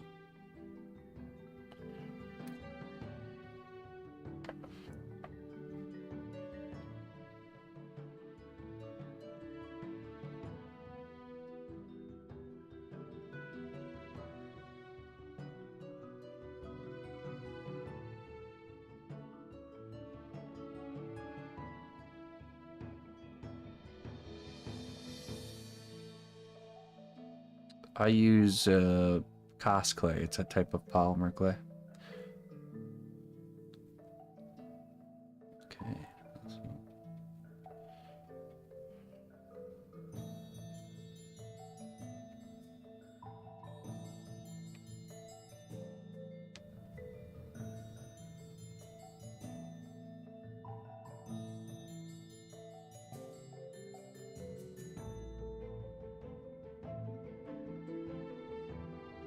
All right, hey Valencia, we'll catch you later, my man. Thanks again for the raid.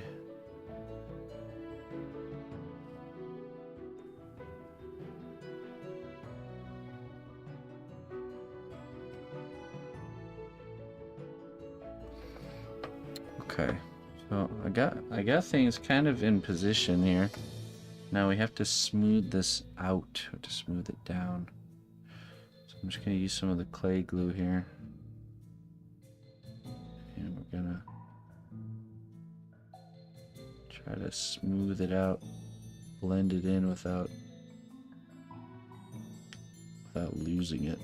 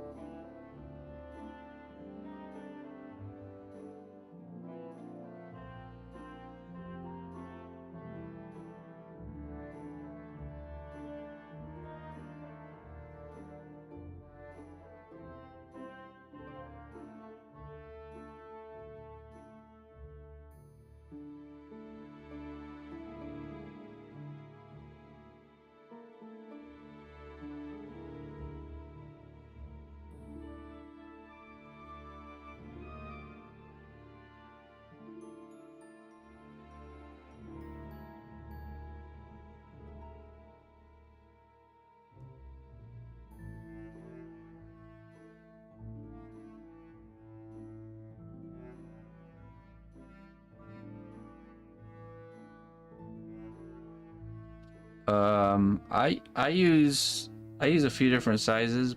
This particular size right here, I think, is just a scrap piece of, ooh, maybe 16 gauge. 16 gauge is a pretty good one. Not too thick, not too thin.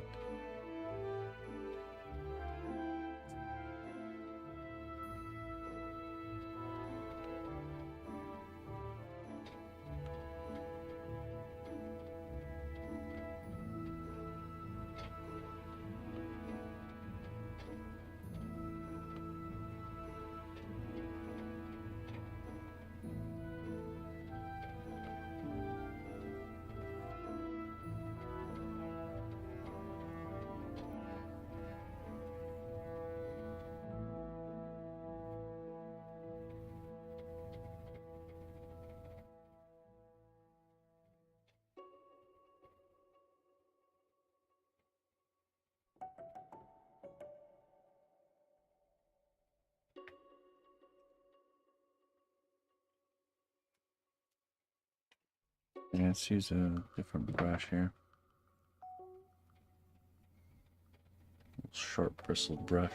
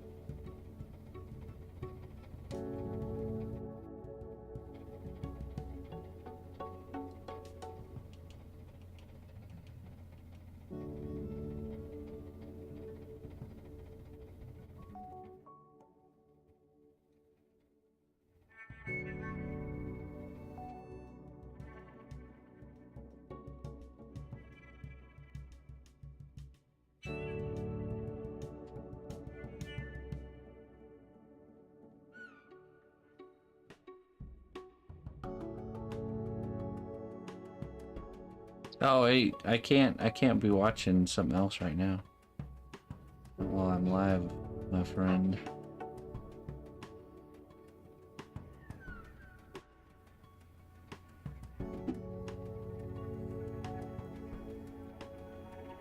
No can do. Sorry.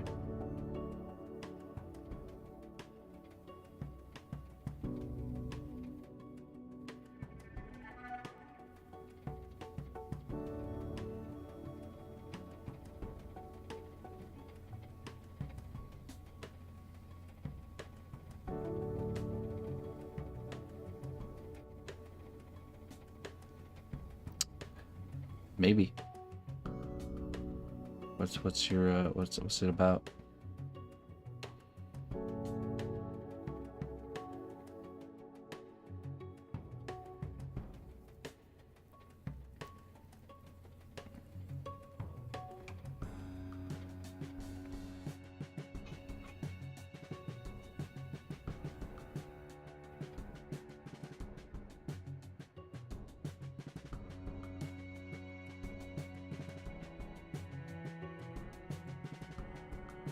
Oh, okay, yeah, for sure.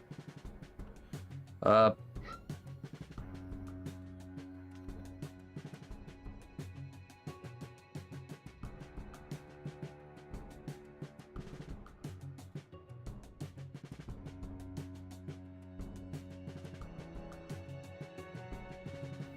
just if you could join Discord and post a link in the creative corner.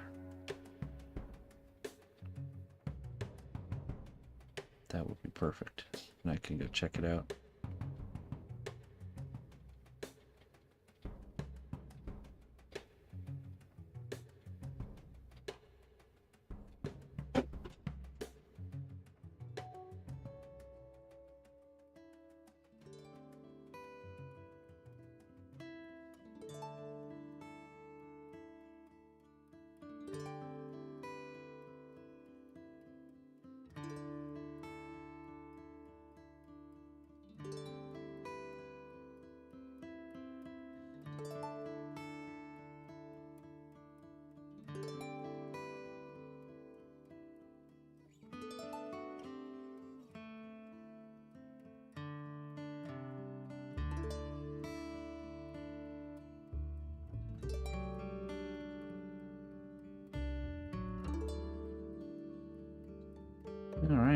think that's looking pretty good there. Blended in quite nicely.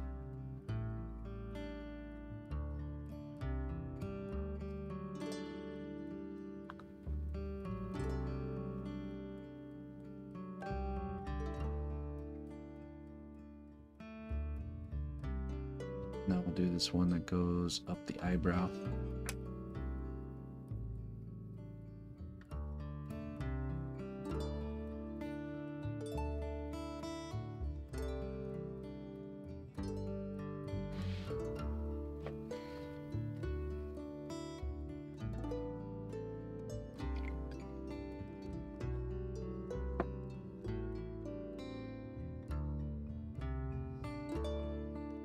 First step, add our clay glue. I use the brush.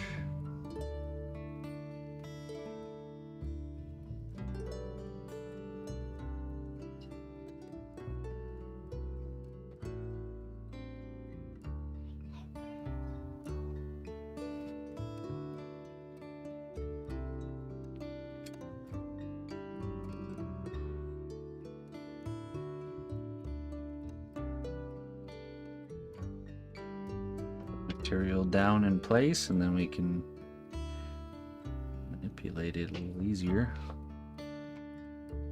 once it's in place.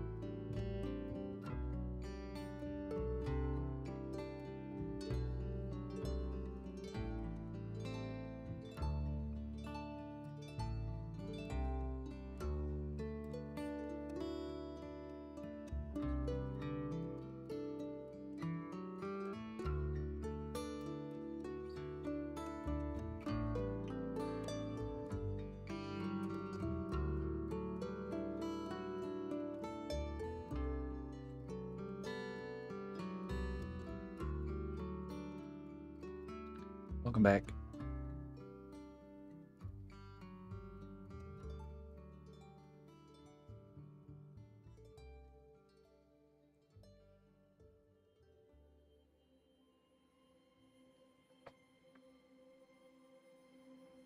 Oh yeah.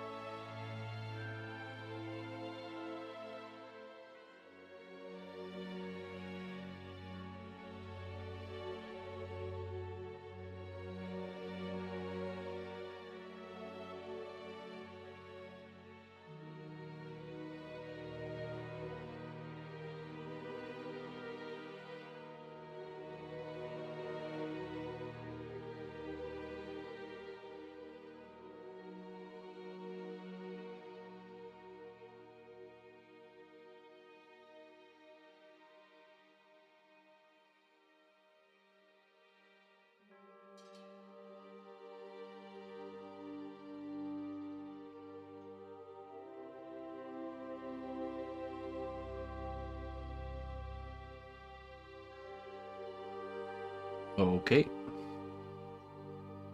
Catch you later.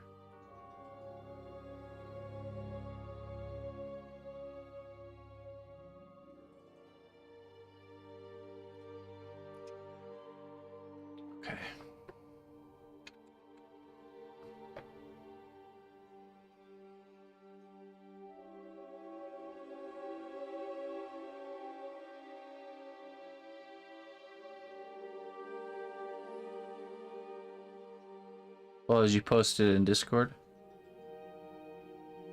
the link.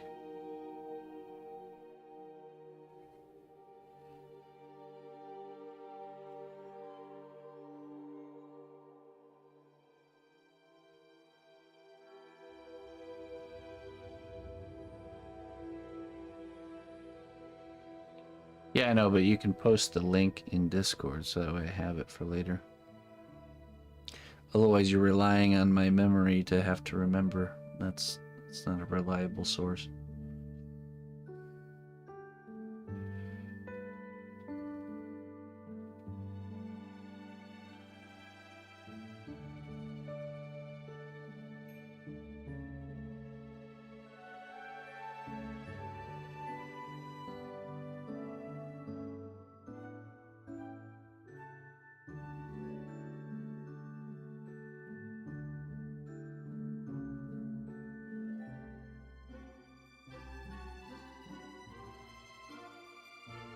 How about I write it down? How about you join Discord and message it there?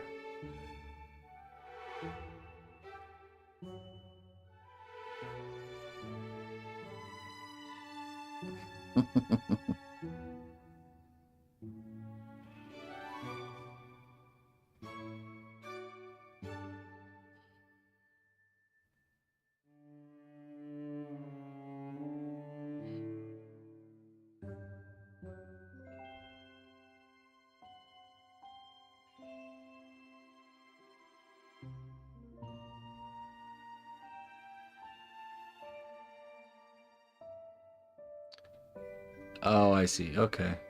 That's good to respect them on that. I'll try to remember to go and search for it.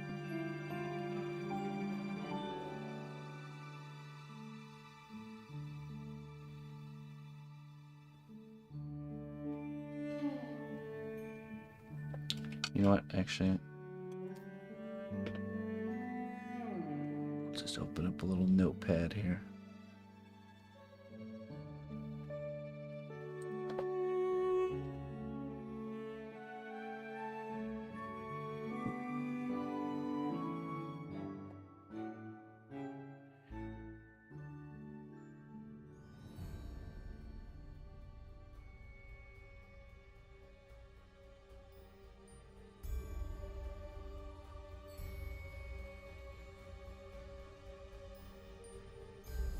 There we go.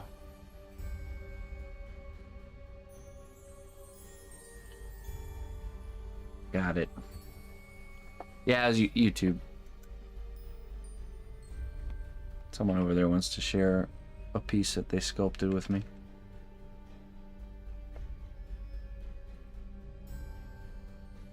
Yeah, no problem. Have yourself a good one.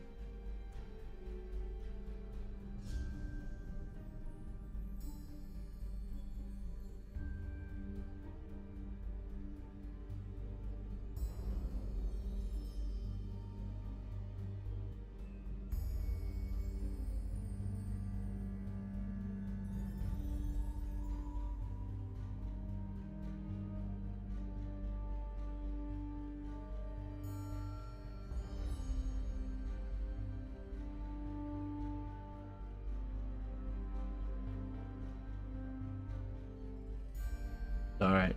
We'll see you later. Have a great night.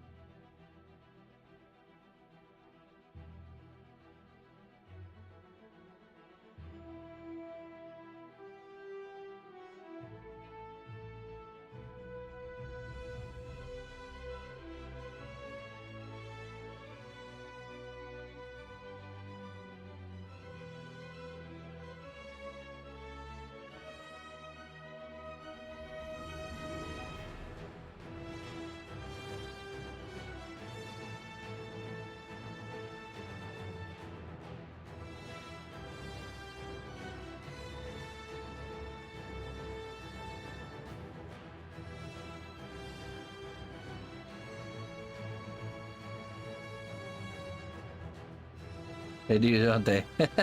Yeah, I agree.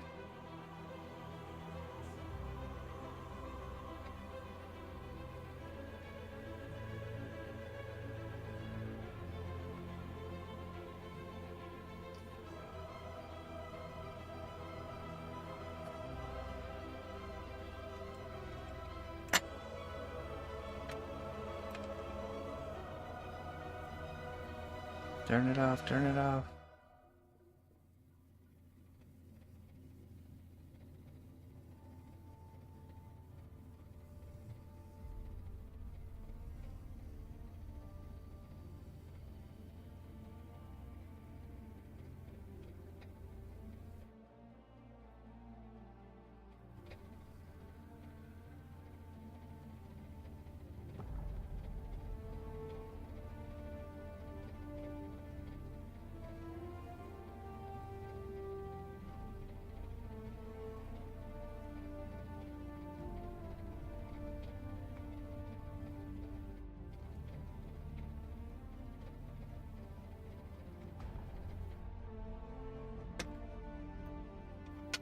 Alright. Now we blend that in.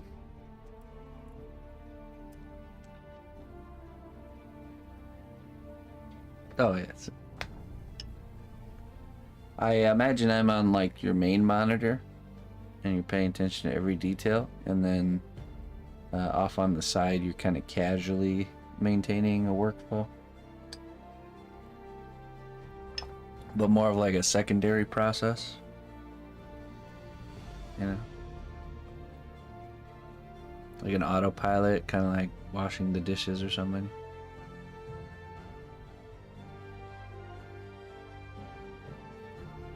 Mm-hmm, mm-hmm.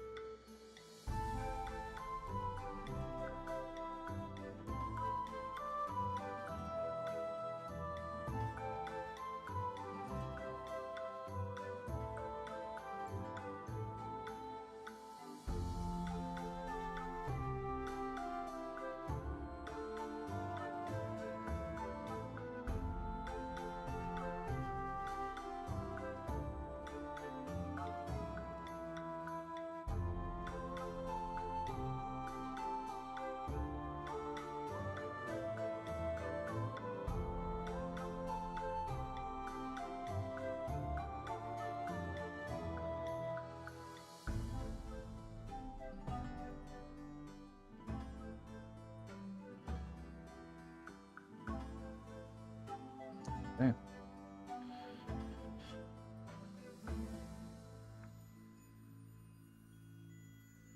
What did I do to my knuckle?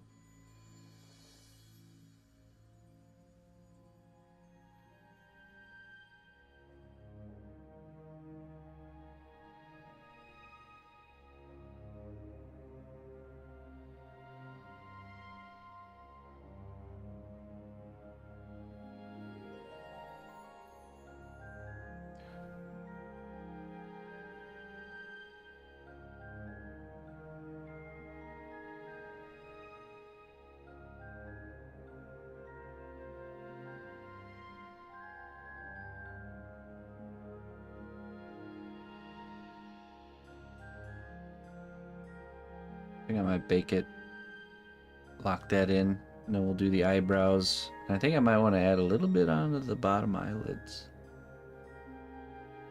But let's bake the scar and lock it in first. That way we don't mess it up.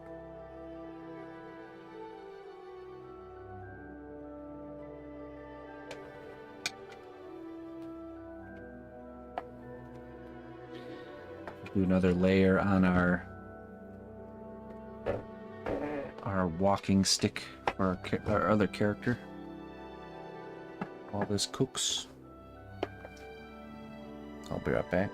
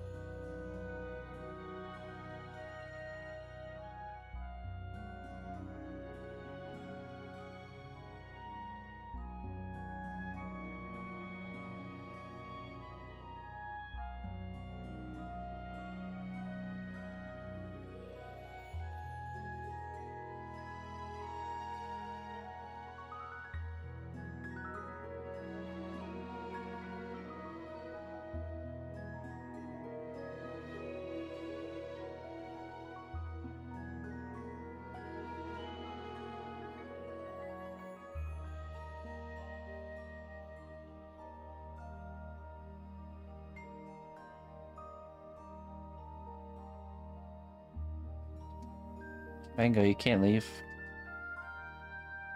I'll be all alone. You're my only viewer.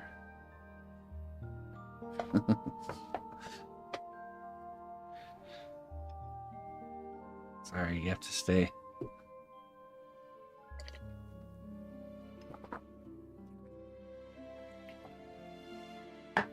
All right. Go on, get. Have a good night. Oh, just kidding. All right, Fat Peanut can take over from here. All right, let's see. Got that in the oven. You ever use a heat gun to cure your clay? I do, occasionally, but it's... The heat gun is very, it's very hard to use it and get a good bake that doesn't do too much or too little, you know what I mean? It's hard. The oven's like the safe route, you know? The heat gun is like the more risky route. But it can pay off if you need to like quickly zap something or something like that, you know?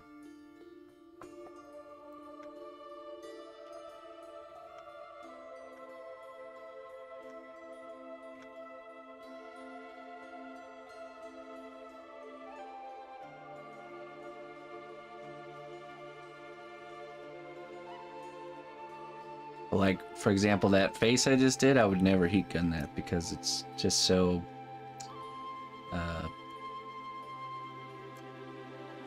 it's so difficult to get a likeness to risk, you know, zapping it with the heat gun and messing things up.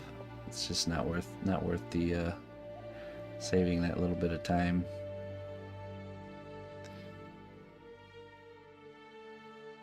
Yep, you're in charge, Fat Peanut. Take the reins. She's all yours.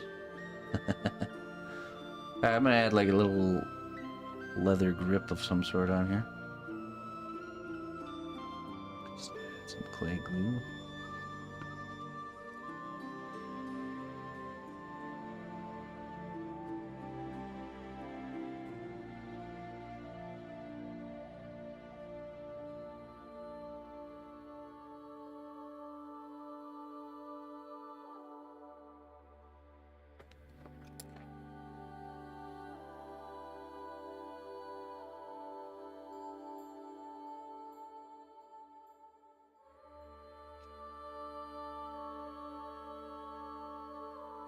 Right, yeah. Little details or small items. And like I said, you can use it for bigger things or more, you know, and it's just, it's a risky play, you know, that if there's no need to risk it, then why do so, you know?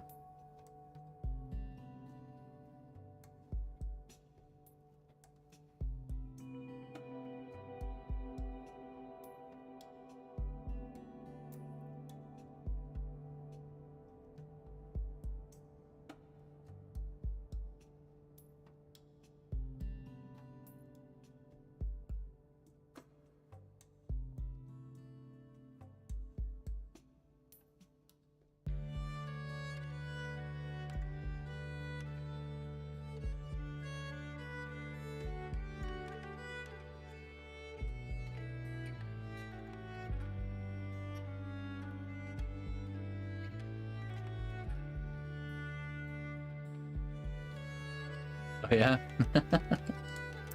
Everyone's always after Colleen.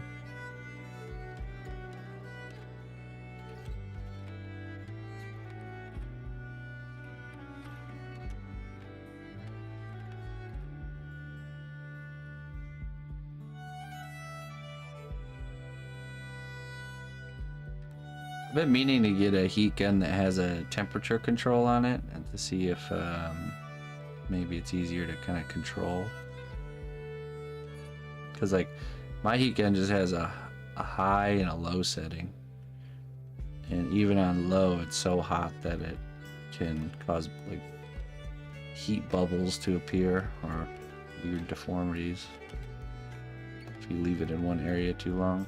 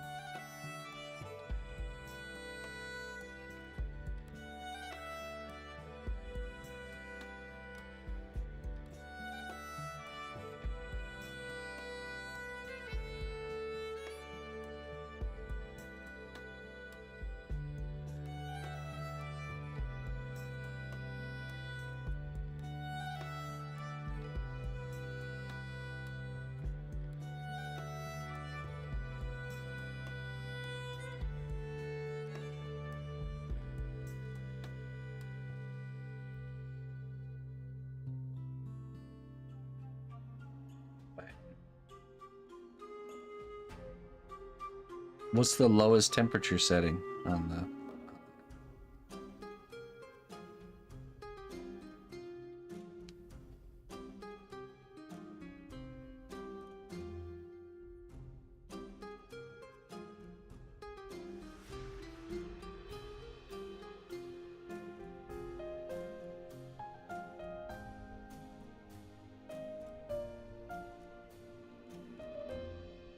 150? Oh, okay. Interesting. That's pretty good.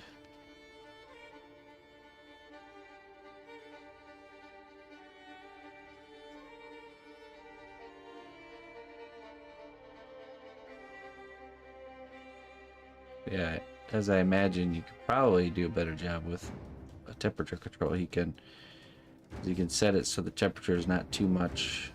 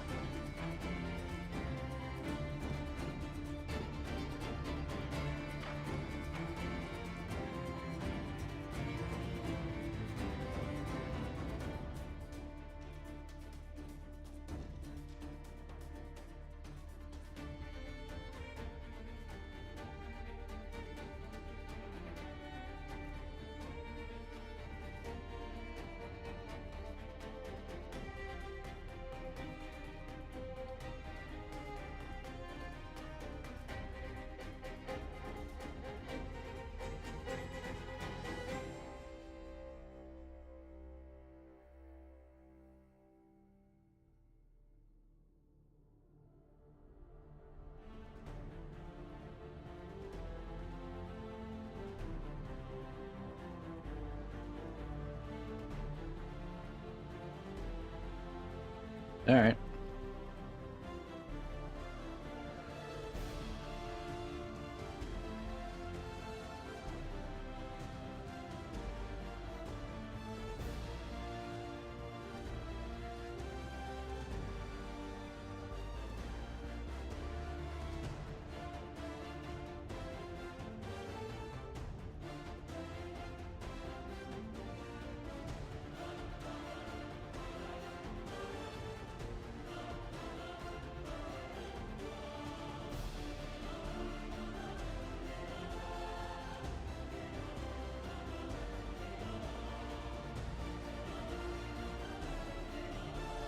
Yep, so I did the first half right here and I baked it. Then I did the bottom half and baked it again. And now I'm sculpting this little grip, and I'll probably do something along the bottom and maybe something up here, I don't know. Just design it as I go.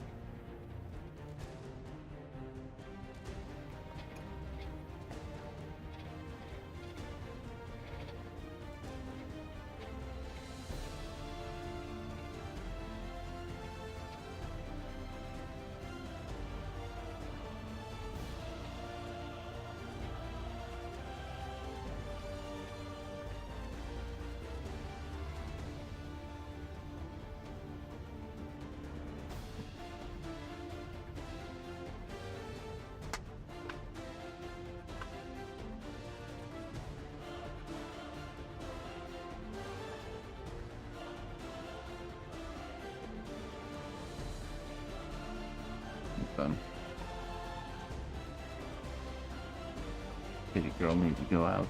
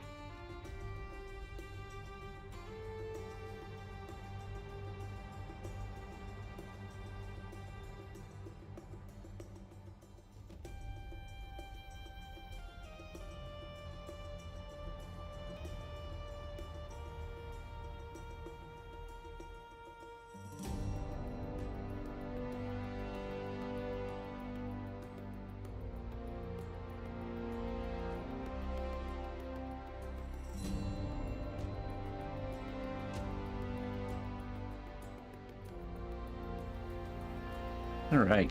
Sorry about that. Sadie needed to eat some grass. She feels better now.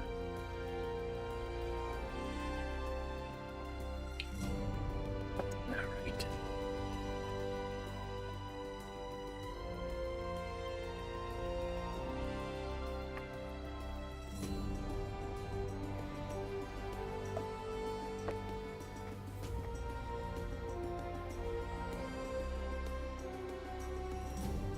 Here's the basket, by the way, if you guys didn't see the results of that texture here.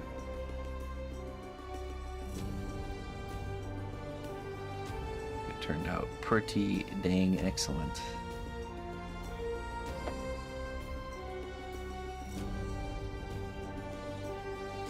Looks like a real basket to me. Alright. Oh no. Clay is extra sticky.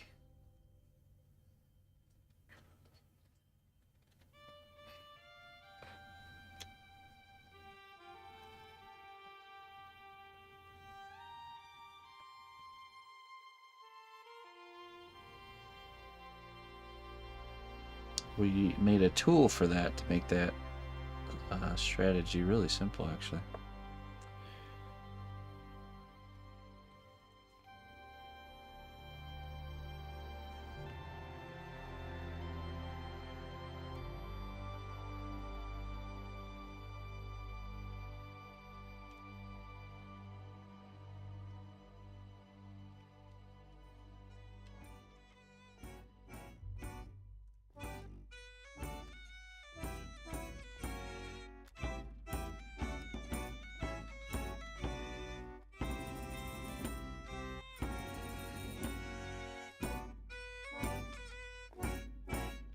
The tool?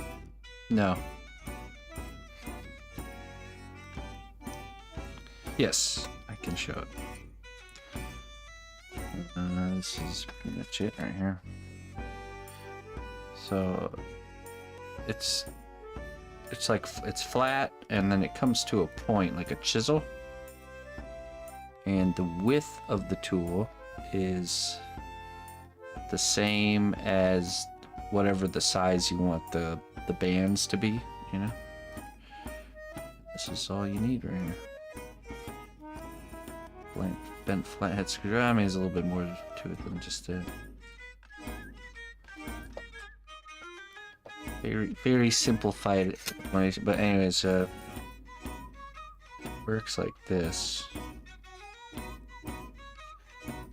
So you do the horizontal lines. Once you have the, I did additive method for those horizontal lines, like so. Let me see. Let me think here. And then we just did it like this. Well met, loyal friend. You've made a real impact on the realm. Thank you for your contributions. Hey. The strength of the cnotbusch kingdom lies not in our walls, but in our people. March to war. Well, hello, hello.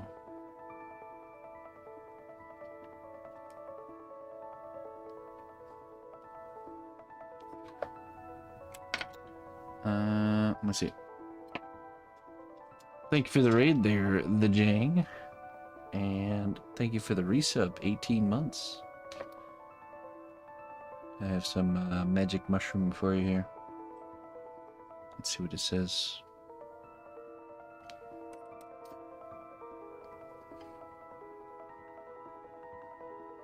A little bit of wisdom for your troubles, my friend.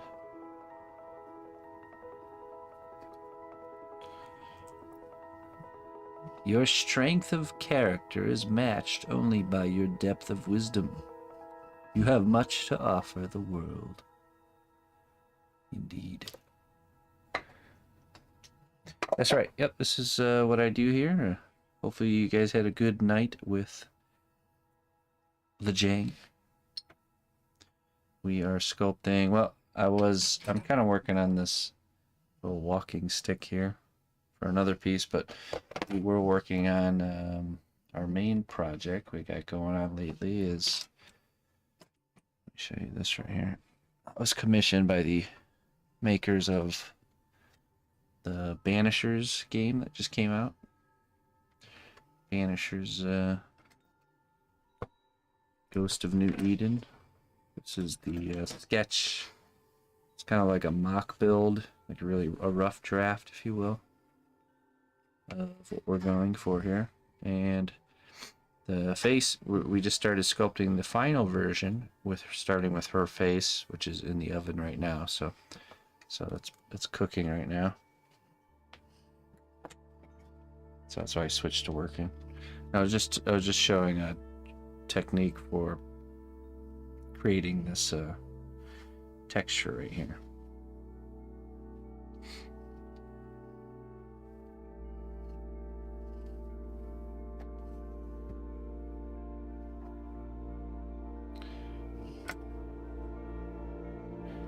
%, Lego, 10% plastic. I was like Gundam Mech's 11 years full timer on YouTube. Hey, that's awesome, man. That's really cool. Wonderful. So this is pretty much what I used here. Go like this. Then you go like this.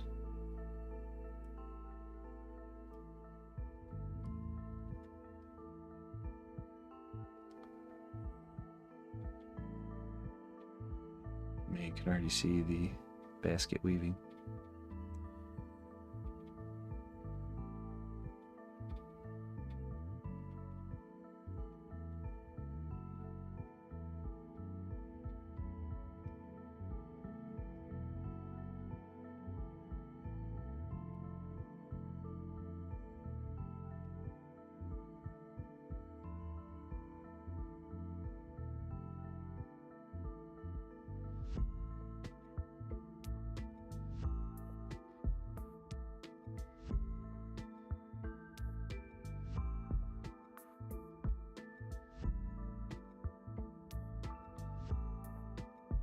So you do it.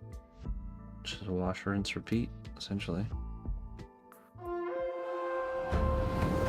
The strength of the cnotbusch kingdom lies not in our walls, but in our people. March to war. Waddle. Waddling. Hey, thank you, Waddle, for the raid. Welcome, raiders. Come on in. We just got raided by the Jang. Come on in, Waddle. What were you up to? That's cool, Jang. I didn't know you started off on YouTube. So you still produce, I imagine, videos, kind of like your main squeeze and then streaming. It's like your secondary squeeze, we'll say. Illustrations and comic art. Okay, very cool. Who's even watching the walls tonight? I don't know. It's just me. That's it.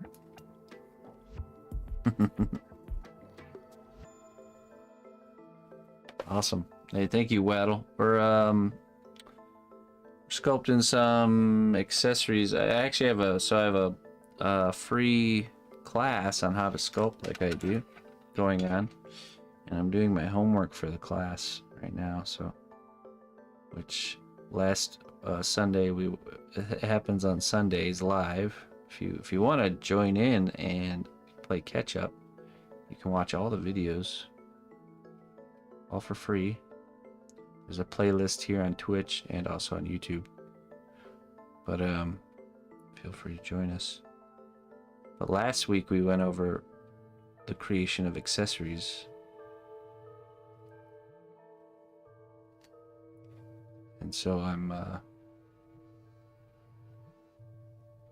finishing my homework because this upcoming Sunday we're doing hands. So we have to have the objects that the hands will be holding done by then.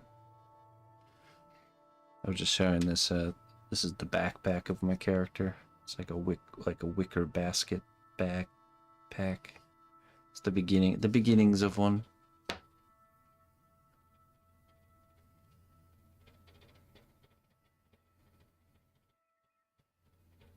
So I'm just adding a handle onto this guy here.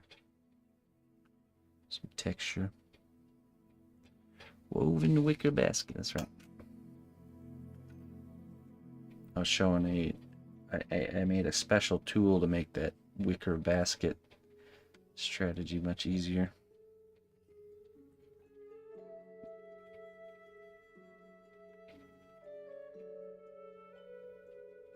Okay, now we need just some thread material here.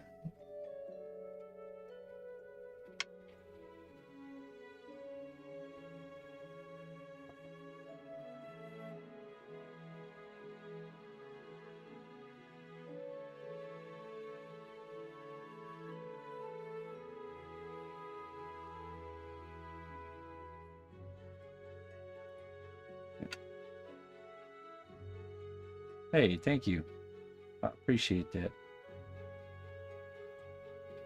Appreciate the kind words.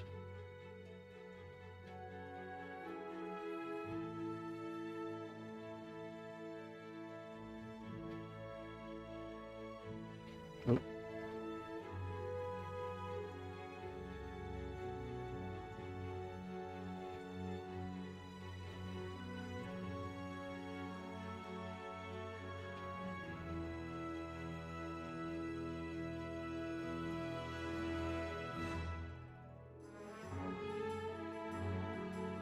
And thanks again for sending your people here.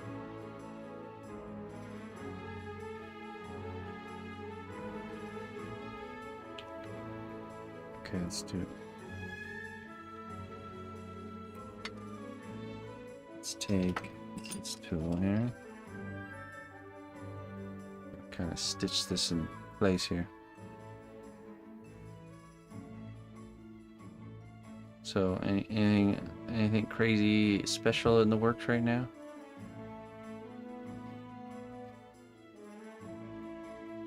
Are you making your own comic? Are you part of a team?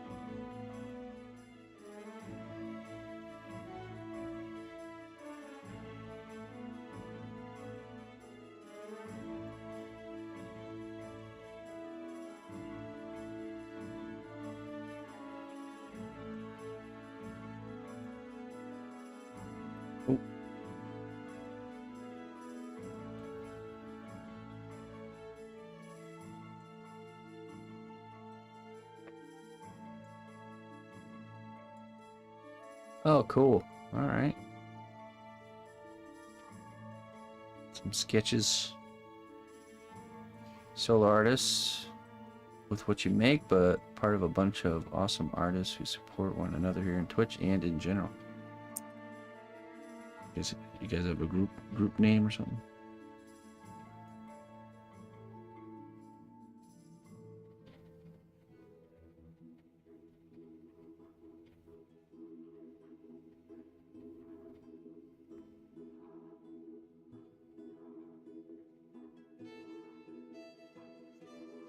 Okay. Well, it's quite a big undertaking, so.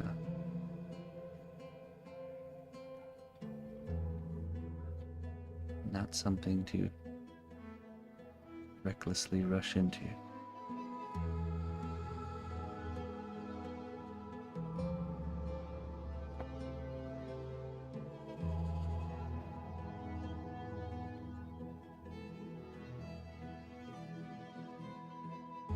That's good. We gotta stick together, man.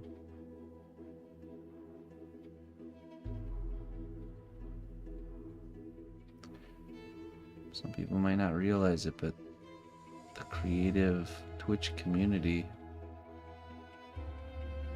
thrives together or dies together.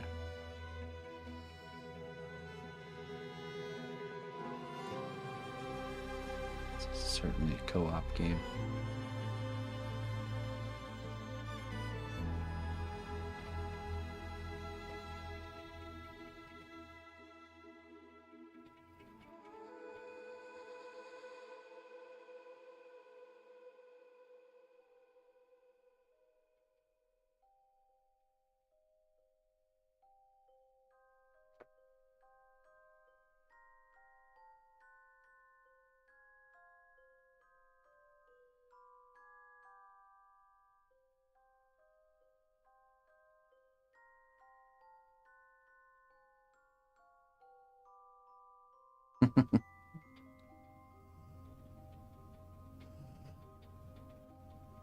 I assure you, it didn't always used to be like that.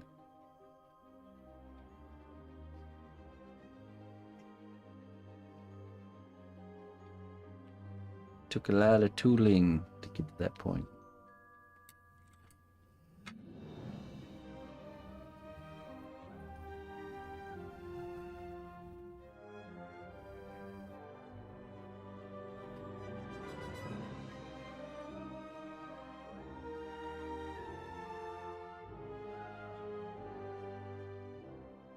The Vesna.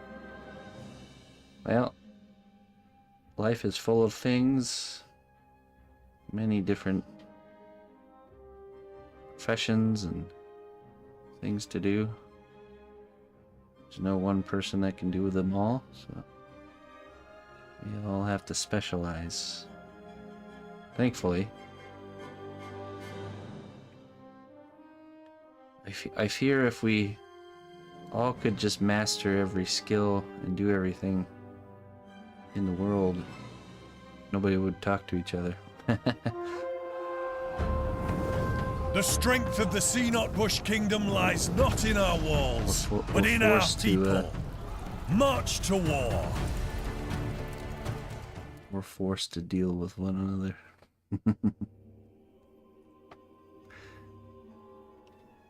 Another, all right.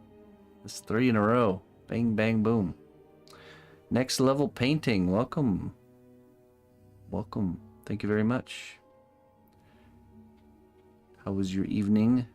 Thanks for the raid. If anyone new's coming in here, my name is cnotbusch. Since we got so many raids here, let me formally introduce myself. I make one-of-a-kind custom sculptures here on Twitch. Well, actually, I'm streaming more than on Twitch right now, but I make custom sculptures. Let me show you guys some stuff I got in the works here. Currently, usually have a normal kind of commission lineup. All those have been put on pause because we're doing a sponsored piece. We were commissioned by the makers of the new game, Banishers. Ghost of New Eden just came out yesterday or day before. No, Tuesday. Anyways, they commissioned us to sculpt a 2-character bust of the main characters right here. Yeah.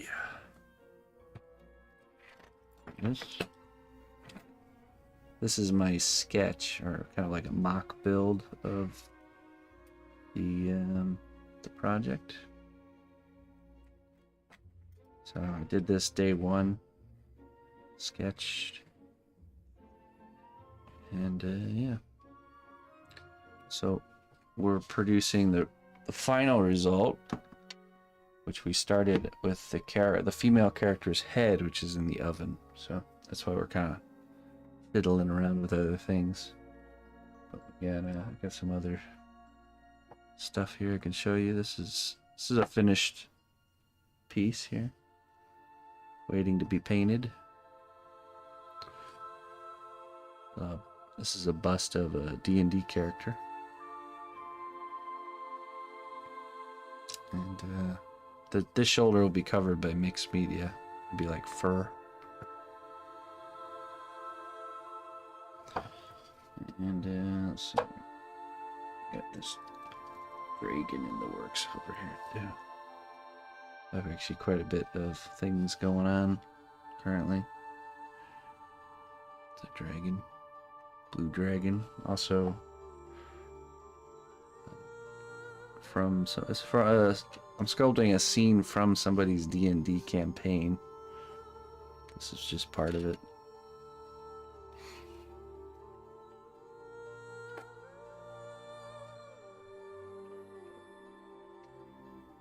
This is Morgoth. It's a character from Tolkien's universe. He's pretty much he's Sauron's daddy. Everyone knows Sauron, but this is the one who protéged or who twisted Sauron into the bad guy. He's also the one who made the orcs and dragons, I believe. Did he make the Balrogs? No, I don't think he made them. He's pretty much like the Satan of the Tolkien universe.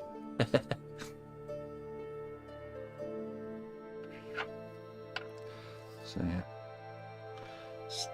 Still need a lot more to do on that one.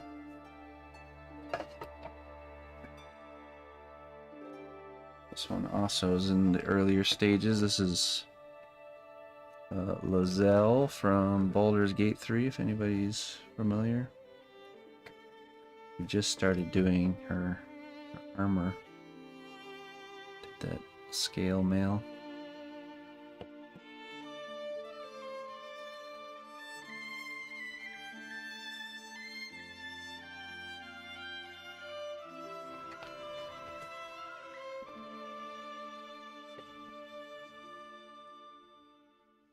Yeah.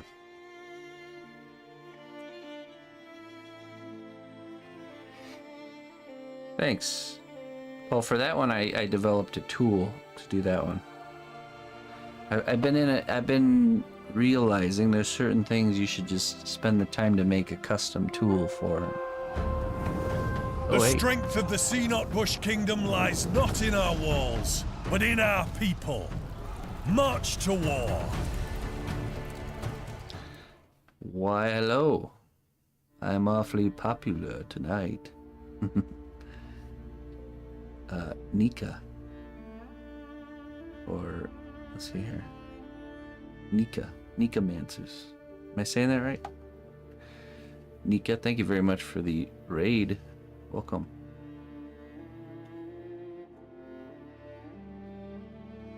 Welcome. Hello.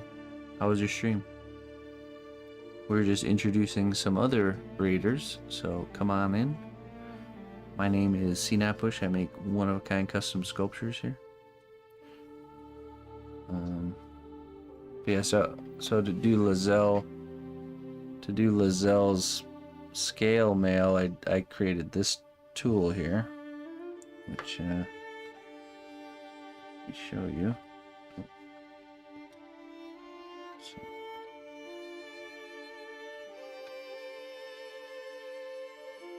Okay, there we go.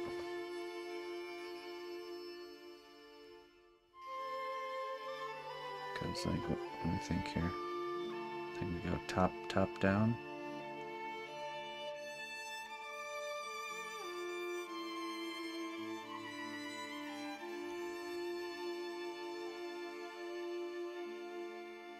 If you have the right tool for the job.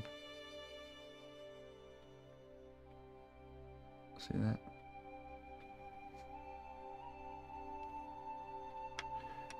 It's actually my name.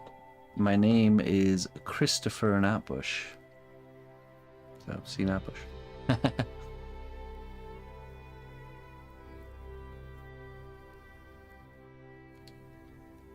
Very creative, right?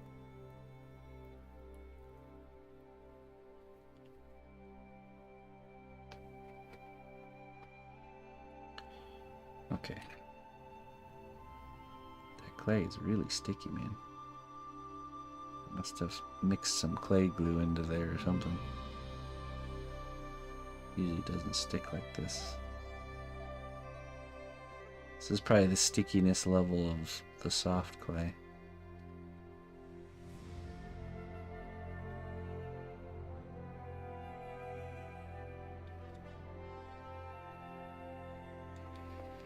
Here we're working on this little staff here. Need to do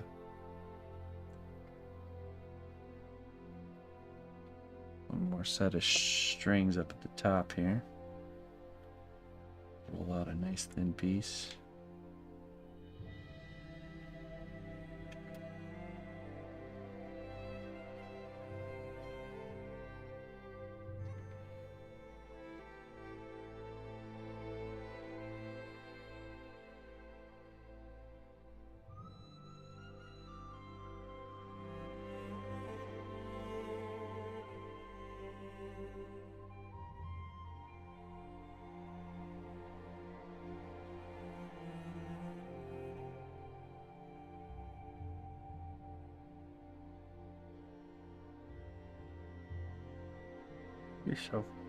You're so funny, Clayton.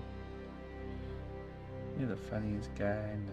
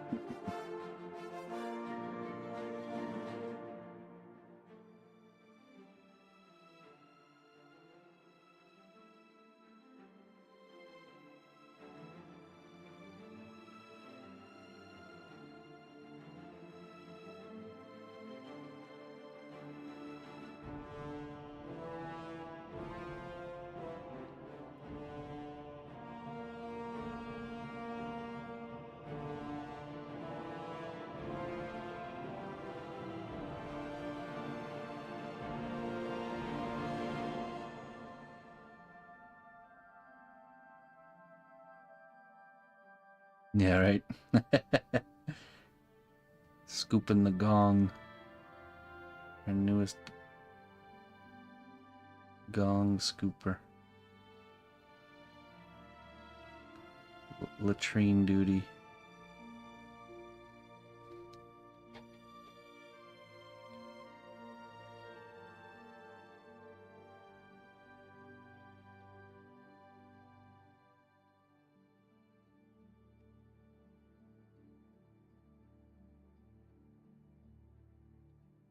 That's true. This guy, not a very good raid scout. Sir, the coast is clear. Quiet night. Not a soul in sight.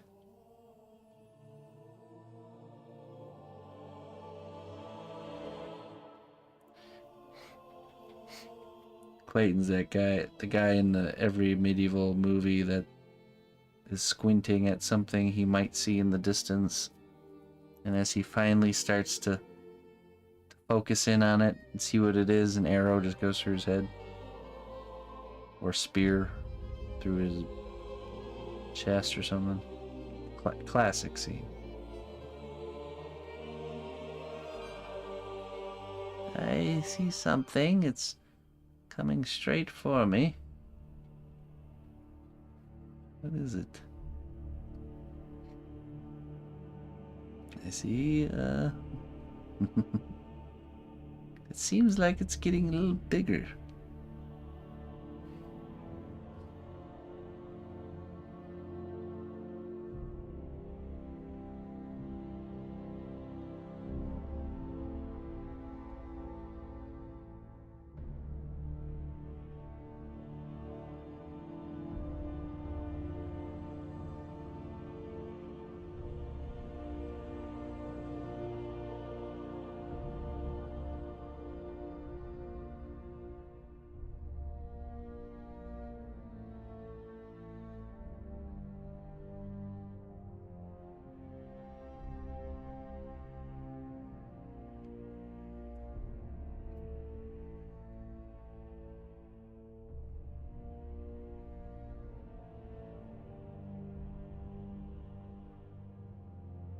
handle.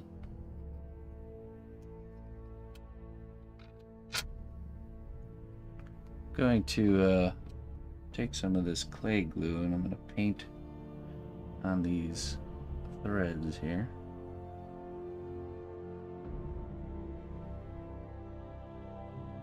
Just so they don't move around on us.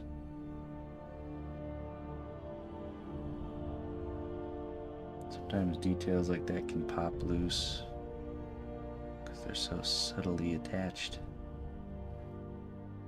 The clay glue will help with that.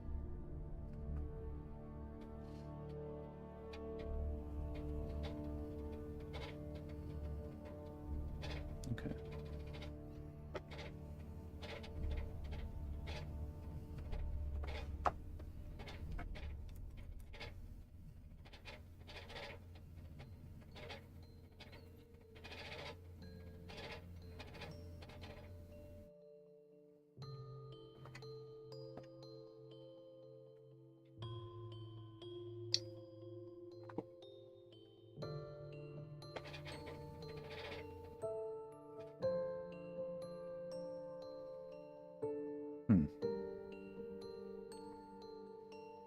Happened to you with the last couple. Yeah, little details like that can have a tendency, like rivets or anything that you don't really fully blend in. I just started getting in the habit of painting a little bit of the clay glue on there after you've added it. Just gonna get things a little bit more secure. I think I'll do another band of something towards the bottom. Like right here. Something just holding things together. Stopping the wood from splitting from excessive use.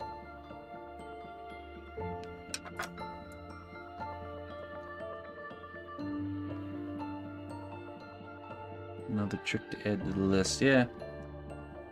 It's a newer one for me.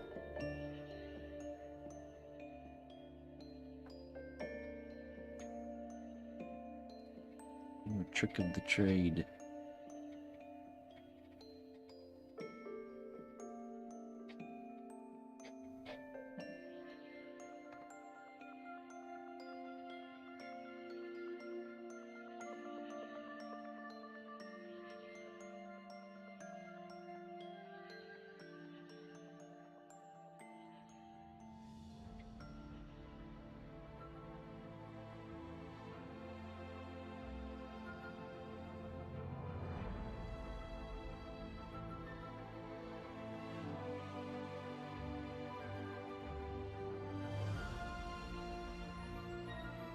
Let's see, for this one, let's do...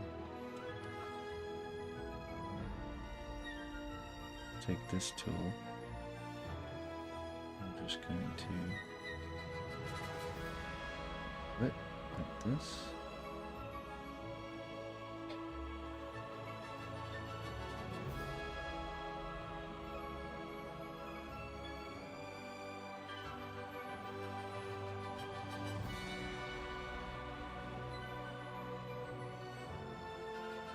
There you go.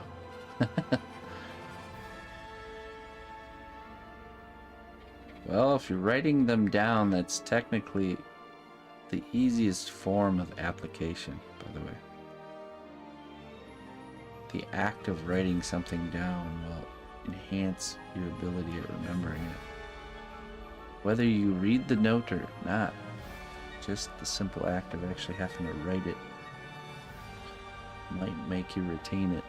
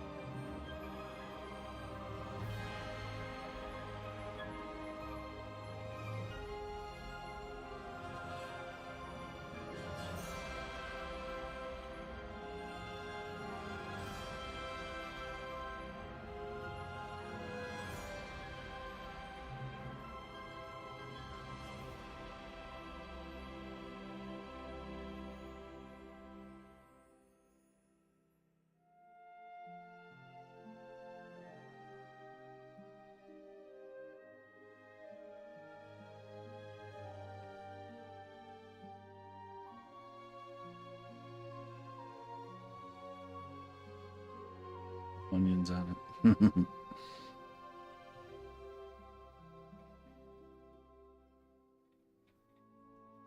Hey, the Jing. I appreciate it, my friend. Always a pleasure. I'll see you around, my friend. Till next time. Fare thee well, traveler.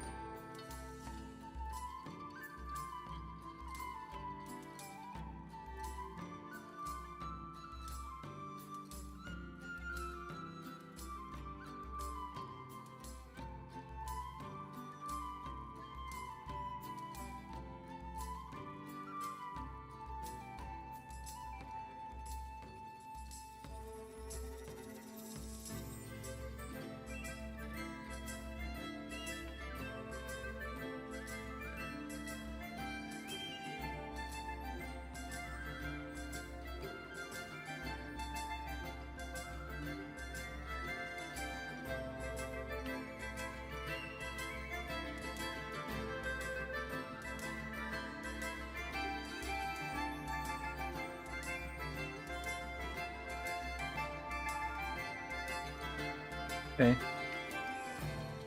We'll go ahead and bake that. Lock it in. I think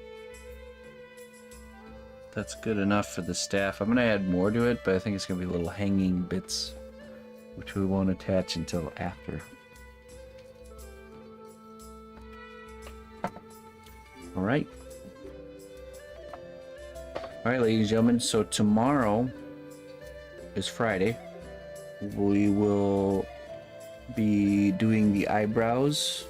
The only thing left to do on the head is the eyebrows and then the hair. So we will be giving her her hairdo tomorrow.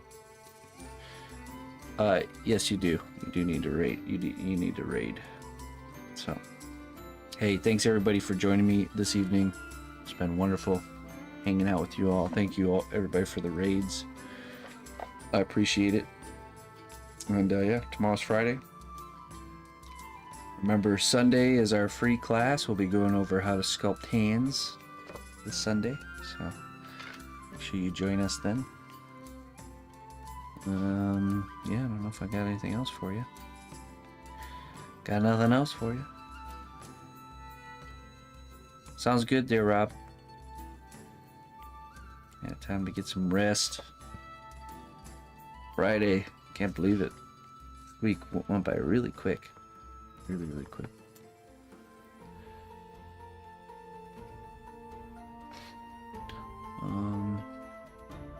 Yeah. Oh, there we go. There's the raid. Alright, folks. Thanks for joining me. Till next time.